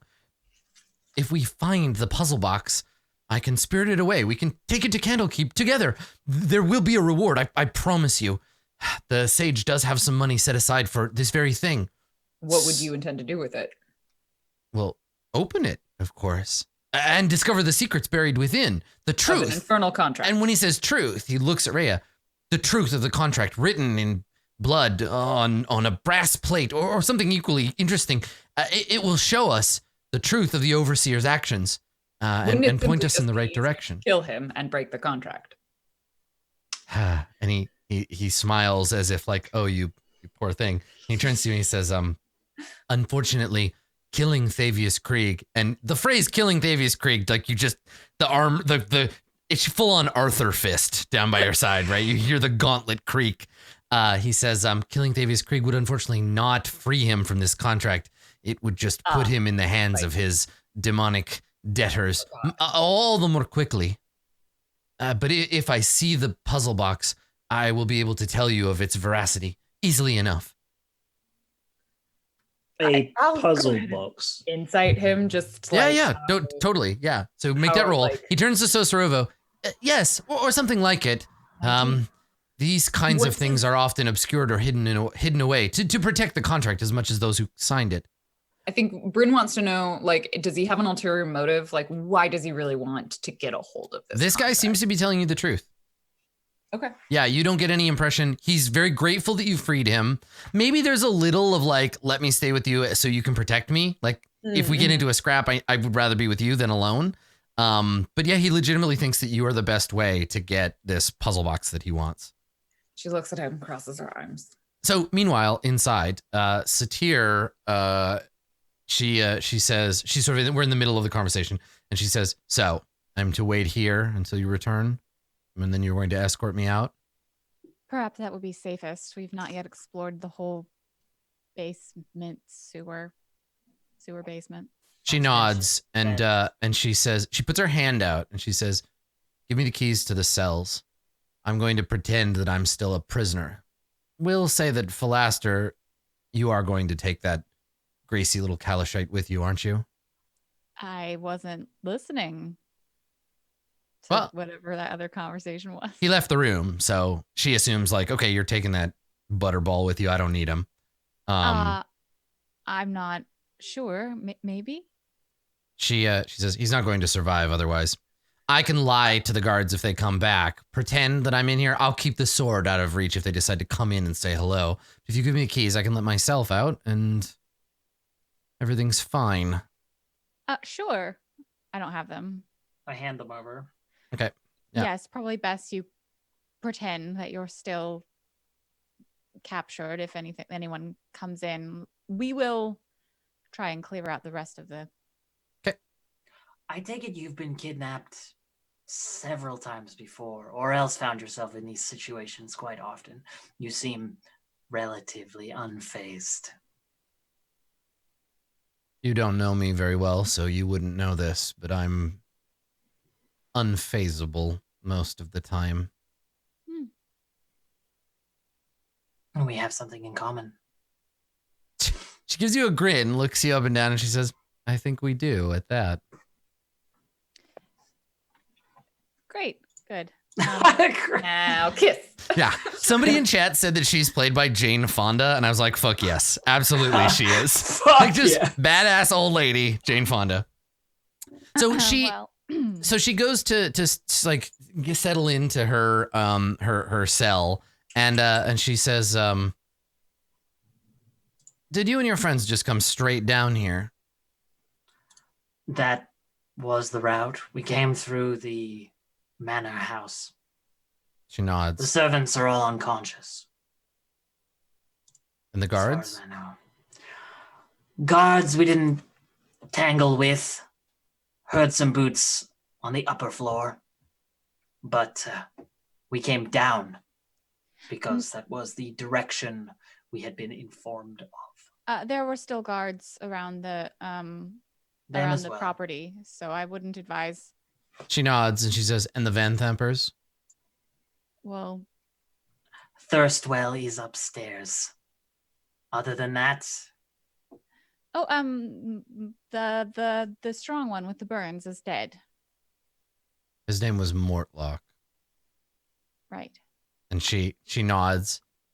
And if Amric's not at home, chances are very good he's neck deep in some nasty business in the lower city. he does seem the type. I warn you, the Duke Thalambra is down here somewhere. Ooh. She's very, very dangerous. Do not underestimate her. Yes, well, if she and her sons are making deals with devils and imps, then we'll be careful. She laughs. She says, oh, that's not what I mean, girl. Yes, Amric and Thirstwell and even Mortlock would be improved by a demonic pact. But the Duke Thalambra Van Thamper is the kind of thing you sign your soul away to. She is a terrifying woman. Steer clear if you can manage it. She'll punch your whole lights out. That's right. She'll punch you into space. Is she not? You ever wanted to be a spelljammer? She will get you there. Is she not a human? I thought she was. I mean, I assumed. I guess I haven't seen her. And she, Satir shakes her head and she says, oh, no, she is human. You haven't been in Baldur's Gate long, or you would have already learned there's no more dangerous monster. I groaned from the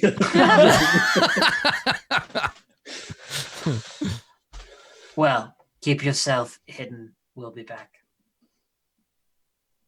I think that's really all I've got for Okay. her. Yep. All right. So I you could want to go press back her for outside? more information, but I have this feeling she's not going to tell me fucking anything. So Yeah, I mean, if you wanted to like ask specific questions, or you wanted to like get her with the brain. well, it's like we know thing. what her family name is, and Yep. she seemed reticent to give us any more details about this kidnapping. So Yep. I am not going to bother. Okay. Right. Well, I guess we emerge back into the sewer hallway. Mm-hmm. Mm-hmm. Is, Bryn like gestures at their new companion. Can you remind me of his name again? It's easy to Philaster. remember because it's the same name as the Mad Mage, but the first letter is an F instead of an H. He's Philaster. Is Good. Is he coming with us? His name is He Brist. has some information Brist that Brewer. to us and has accepted the potential risks of death, dismemberment, and general destruction by accompanying us.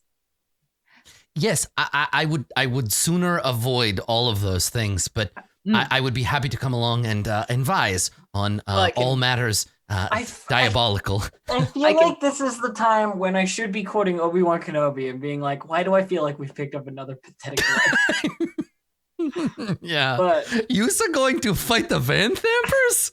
Oh God. Bryn smacks him on the back and said, I can guarantee you some danger. Let's go. Okay. All right. So yes, you've accumulated now two friendo NPCs. Do you want to continue down the tunnel this way? two friendo NPCs who hate each other. It's not that they hate each other. Philaster thinks Rhea is fine, and Rhea thinks that Philaster is very confused about her BFF Thavius. I think what happens. Is that Hold on. Didn't move too far. what's going on? Wait. Oh, I was just saying, don't move. Oh too yeah, far. don't go Yeah. rushing up ahead. Yeah, I was like, Yeah, everybody I wanted okay? to say before you go rushing off, I do want to like heal you. Thank you. Right. I hurt you a lot. So I'm as like, you oh, Yeah, as you start heading down, like you can do your heal and stuff, and as you start heading down, there's a brief interaction between, because no RPG with a bunch of NPCs would be complete without some banter between them. Philaster trying to make conversation with Rhea, who I need to put her little tag on here so I can remember You her get name. 6 HP back, and your frostbite looks a little less frosty. I'm so sorry. Philaster says to her, "Oh, those marks on your forehead are very interesting. What do they mean?" And Rhea says, "None of your business." And he says, "Well, I was trying to make it my business. I'm just curious, you see." And Rhea's like, "Be curious about something else." And then like walks past him. He's like, "Oh, I'm sorry." All right. So around the corner, surprising no one, sewer tunnels. How do I put together the fact? God, there's no way. I can't use that information, Adam. Dave, what have you figured out? This is what it looks like when a player It's the puzzle suffers with box. meta It's information. what he was playing with upstairs. Yes. Yeah. Yeah, Thirstwell has the thing. Thirstwell has the thing we need, but we have. This is the challenge of being GM'd by me. I sometimes give the players information the characters won't have. Okay. I mean, but that's okay because as directors, we can direct the action. You know? Exactly. I'm just trying to.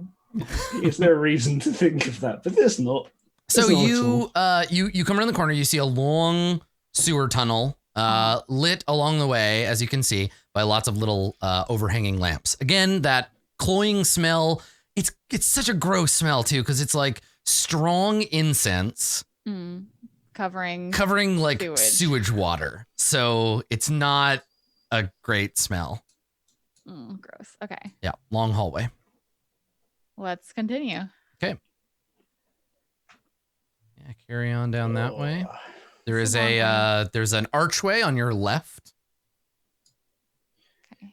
Keep a lookout on the ceilings and stuff. Sewer tunnels, that's where they always put the like black oozes. They're resistant to weapon damage. Yeah, but there's like lanterns right on the ceiling, so I don't know that. That's true. There are lanterns hanging from, but yes, it's good to keep Maybe an eye it's out. a lantern. I get the sense that somewhere around here, like the fog, the world fog gets too thick, and that area is. Yeah, actually, so here's the thing: when you get here, you turn to your left and you see a barrier that you know immediately upon glancing at it, you will never be able to penetrate it at all. It's a chain link fence, and it takes up the middle of this. Yeah, so yeah, that's why chainmail has 10,000 armor class, because it's made out of chain link fence. No, there is a barrier of iron bars. The tunnel here is blocked by a 10-foot square barrier composed of vertical iron bars with 6-inch gaps between them. Enough room for a rat to saunter through, but too narrow for any normal-sized person to get through. Though at a glance, Bryn, you feel your biceps twitch thinking about bending those iron bars. Yeah. Yeah. Is that what strong people think every day? I mean, if I had big muscles, if I had like the strength that Bryn does, I would literally look at everything and think about how I could dismantle it with my hands. You see that video of fucking Paul Rudd breaking an apple in half with his bare hands? Yeah. That's what I would do to everything. I would just be like, I have a rip, friend. break. I have a friend at LARP games does that as a parlor trick all the time. Just one hand, pop, apple opens. Like, wow. Like, Bryn, can you check a number in the phone book for me? You're like, sorry, I already ripped it in half with my bare hands. So there is a barrier of iron bars down here. Here's the thing. I see that the map ends there, so I'm not 100%. I'm not like. Yeah, I will readily say that as you approach it, a voice comes overhead and says, "You must gather your party before venturing forth." So you could leave. You could theoretically get out into the sewers. That's the point here, is that even with a glance, you can tell this leads out into the sewers of Baldur's Gate. The bars are embedded in the floor and ceiling, so you can't like move. But if you rip them out or bent them, you might be able to slip away if you need another exit here. If the rest of the party dies, I will turn into a rat and escape. That's actually good to know. We don't have to like leave through the house. Yeah. Okay, so as you continue this way, you see that there is an intersection. There's a cross-size intersection here where you can go. You can continue west, you can go north, or you can go south. And to your south, there is a door. Always left first. Shh! I gotta check the door. So, the door to this room is stone, not wood. Oh. It has on it a anatomically correct human heart. with a V stylized over it so that one arm of the V is behind it and one is in front, right? So it's sitting the heart with the V. And then above it says stone hearts, never bleed or whatever. And and then there's a big inside the stone, there's a keyhole, big keyhole in the like middle of the door. Can I listen at the keyhole? At a glance, it looks like a vault. Yes, you can. Yep. Okay, I just want to see if I can hear anything or make out anything about what's in the other room. Okay. I did not have advantage on that, so it's a 13. Okay. You do not hear anything on the other side. Huh. Thick door. It's made of stone. Yes, well, I mean, it has a hole in it. I thought I didn't hear anything, is what I'm saying. So probably they can't hear. If there's someone behind there, they wouldn't be able to hear this, or maybe they could. Maybe if we murder all of them, one will have a key on them. Oh, we did give those keys to that lady. I didn't even check if there were more than just the cell door keys They're on probably the prison door keys. Wouldn't put the same key to your vault on the same one as the prisoners. Like, they're nowhere near as valuable. Probably not. Mm-hmm. Mm-hmm. Well, we don't have a rogue in the party, so.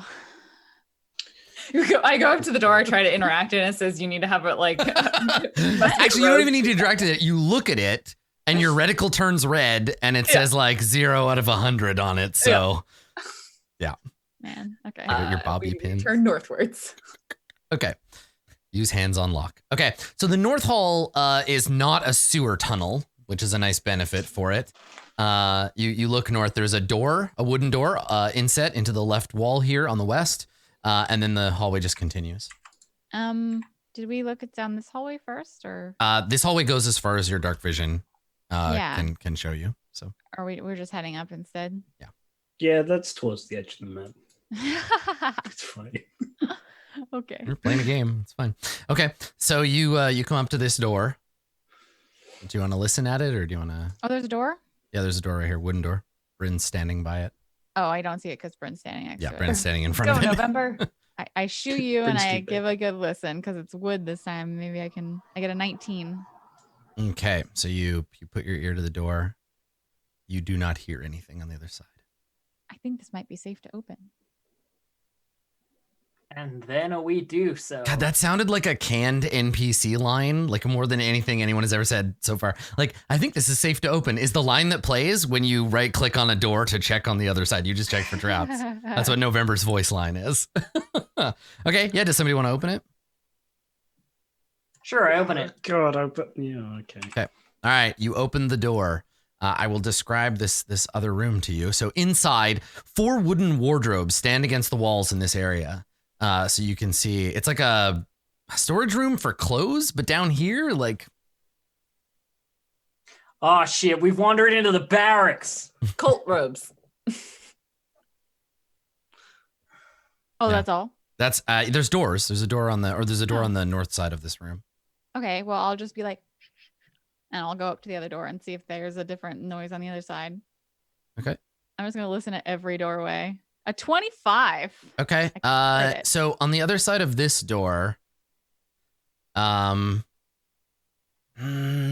don't hear any talking, but you hear. Yeah, I don't think so. I don't think you hear anything in the other room. I think it's silent. Hey Adam, if I look through this wardrobe, what do I find? So you pull open a wardrobe. Inside, Bryn was absolutely correct. So inside you find long black robes. You find basically if you look through all of these, you find a set. There's a bunch of empty hangers, but you see there are a set of 4 black robes and 4 gold devil masks. The devil masks are in the snarling face of a faintly elvish looking like woman. So she has like delicate features, but her face is like a snarling mask of rage. She has long ears. She's bald, and yeah, and it looks like her teeth Are there full conveniently 6 of them, and do they conveniently 1 for each of our sizes? There are only 4, but you could definitely wear them. I take the cloak and mask and I wear them over my current attire. Okay, who else is going to disguise themselves? I Me. suppose Me. I watched. Aren't you a little short to be a cultist? I Oh. watched Sathra do that, and I'm just like, I mean, I suppose if this is down here, that means they're probably wearing it, right? Philaster's pretty short, so Swerva, you could get up on his shoulders. You could be one person. Yes, I look- we're going to do He that. does not want to do that. I look back over at November and I say, If there's some missing from the hangars, then there are people down here wearing them. Okay. Or elsewhere in the city, but probably down. I don't know how well it'll hide my, and I like touch my horns, but maybe It definitely there- won't. Yeah, it's obvious they'll stick out from underneath. Maybe there are tiefling members of the cult or group or Well, perhaps two of us are going to have to pretend to be likely captured by said cult people. Oh, no. We're Not doing the it. Chewbacca thing. No, we're not doing the Yeah, Chewbacca thing. Rhea folds her In arms the over. instance, if we're Rhea folds her discussing. arms over her chest, and she says, "I don't even want to touch those blasphemous things, let alone wear them." Great. Then it makes sense for the four of us, and she gestures at the four party members to wear these robes. You are already captured. She points at Philaster. Yeah, So Philaster, we'll just pretend we're Philaster taking you nods. somewhere. He does like a little curtsy, and he's like, "A role I was born to play, it seems." We'll just pretend we're taking her somewhere, and you can continue to be difficult, and we'll pretend the same thing. And Rhea looks at you, and then she looks down at her sword, like, "I don't really want to give this up." I promise we're still trying to find the truth of whatever happened to Thavius Krieg. That's Yeah, why we're just still down here. So please Keep an just open mind. play along. And she grumbles. She's taking her off her sword belt, and she says to you, Sosrova, she's like grumbling, and she's like, "An open mind. That's how the devil gets in. I prefer my mind shut, like a fortress." And she like pulls her belt off, and she hands the sword both gently and kind of angrily to November. Like, as soon as I need this, you give it to me, and Of don't course. lose it or drop it or You stay close to her, you can just scuff grab the it. scabbard or just I won't be I won't careful do with any it. of that. I like very gently like belt it on, so it's like I've got two swords now. Okay. All right. Cool. All Gosh, right. So I can't wait until I read her mind. So November, Bryn, Sathra, and the PCs are all going to put on cult costumes. Okay. Yeah. All right. Good. Like, It'll help us at glance. Like, that's the hope, right? how much of a cartoon is this? Will it be fine for me to wear this in the idea that there might be a gnome, or is it just stupid? No one will be able to see your face, which is great because we still can't see them, right? Like we still haven't seen your face, so you'll go from like hat to masked. No, 'cause, Um, yeah, this is what you do: is you put the mask over the hat part, so you look like the solid foot taller Putting on- because you're the gnome. Putting on the right? cult Like, costume, it's not as if this cult is necessarily made up purely of humans. So you could pretend to be a dwarf or a halfling or a gnome or whatever. So yeah, that's fine. yeah, you tie it around the hat, you put the mask there, and then you just like we make two little slits that you can peek through. Yes, I love it. Let's do that. Okay. All right. Good. So you spend a minute donning your cultist Sure. disguises, and I guess that's our closing scene, right? Is everybody like zipping up their cult robes and be like, I'm a cultist now. I suppose, Bryn, Mhm. can you make a religion check for me as you Sure. look at these masks? Yeah, I can make one.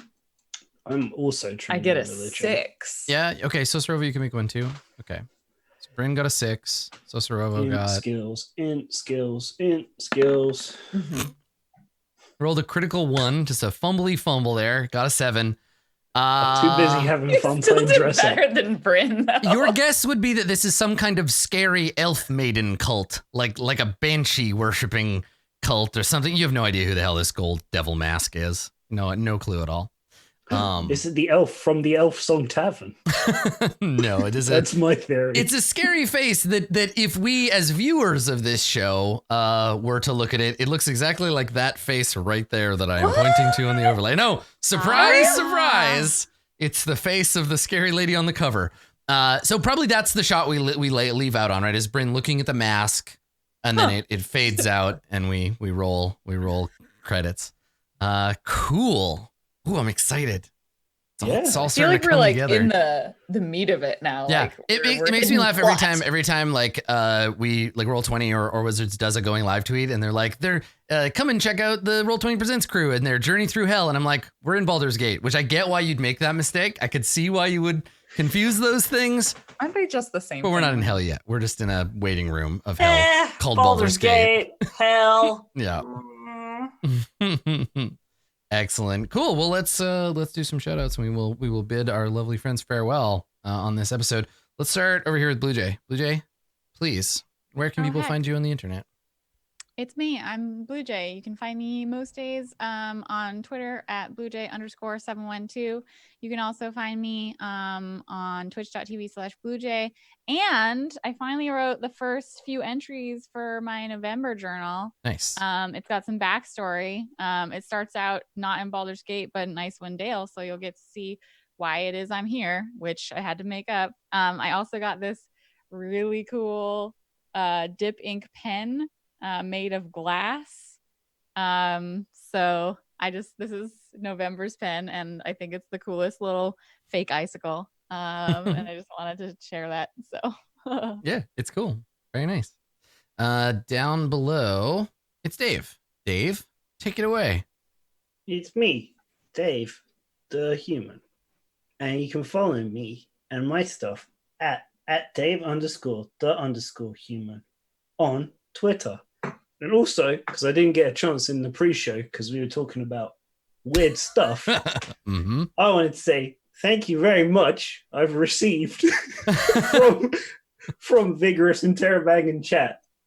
Yes. The promise of sending me a Keyblade was verily fulfilled. It's so shiny. I love it. I've got that today, and I just wanted to say thank you. It's very, very kind. Sounds intense. Please do not accidentally destroy anything with it. Good work, Vigorous and Terabang. Thank you. Over here in this corner, playing Bryn Oram, Random Tuesday. Do the thing. Hi, it's me. I'm Random Tuesday. You can find me all the places at Random Tuesday. And up now on Patreon are some super awesome pictures that Adam took that Blue Jay so dutifully held the lights for and got very cold hands for. They're super awesome. It's my Aloy, the Machine Hunter from Horizon Zero Dawn cosplay. So it's super cool. And you should go check them out. There's also pictures on Instagram and Twitter. they're all of it's really, Random really, Tuesday. really good. They are very really, cool. Really, I'm really very cool. grateful. Yeah, you should go check them out. I Go agree. look at them. Cool. And last but not least, our snake friend with a new computer. Please, Elf. I'm Distracted Elf. Hello.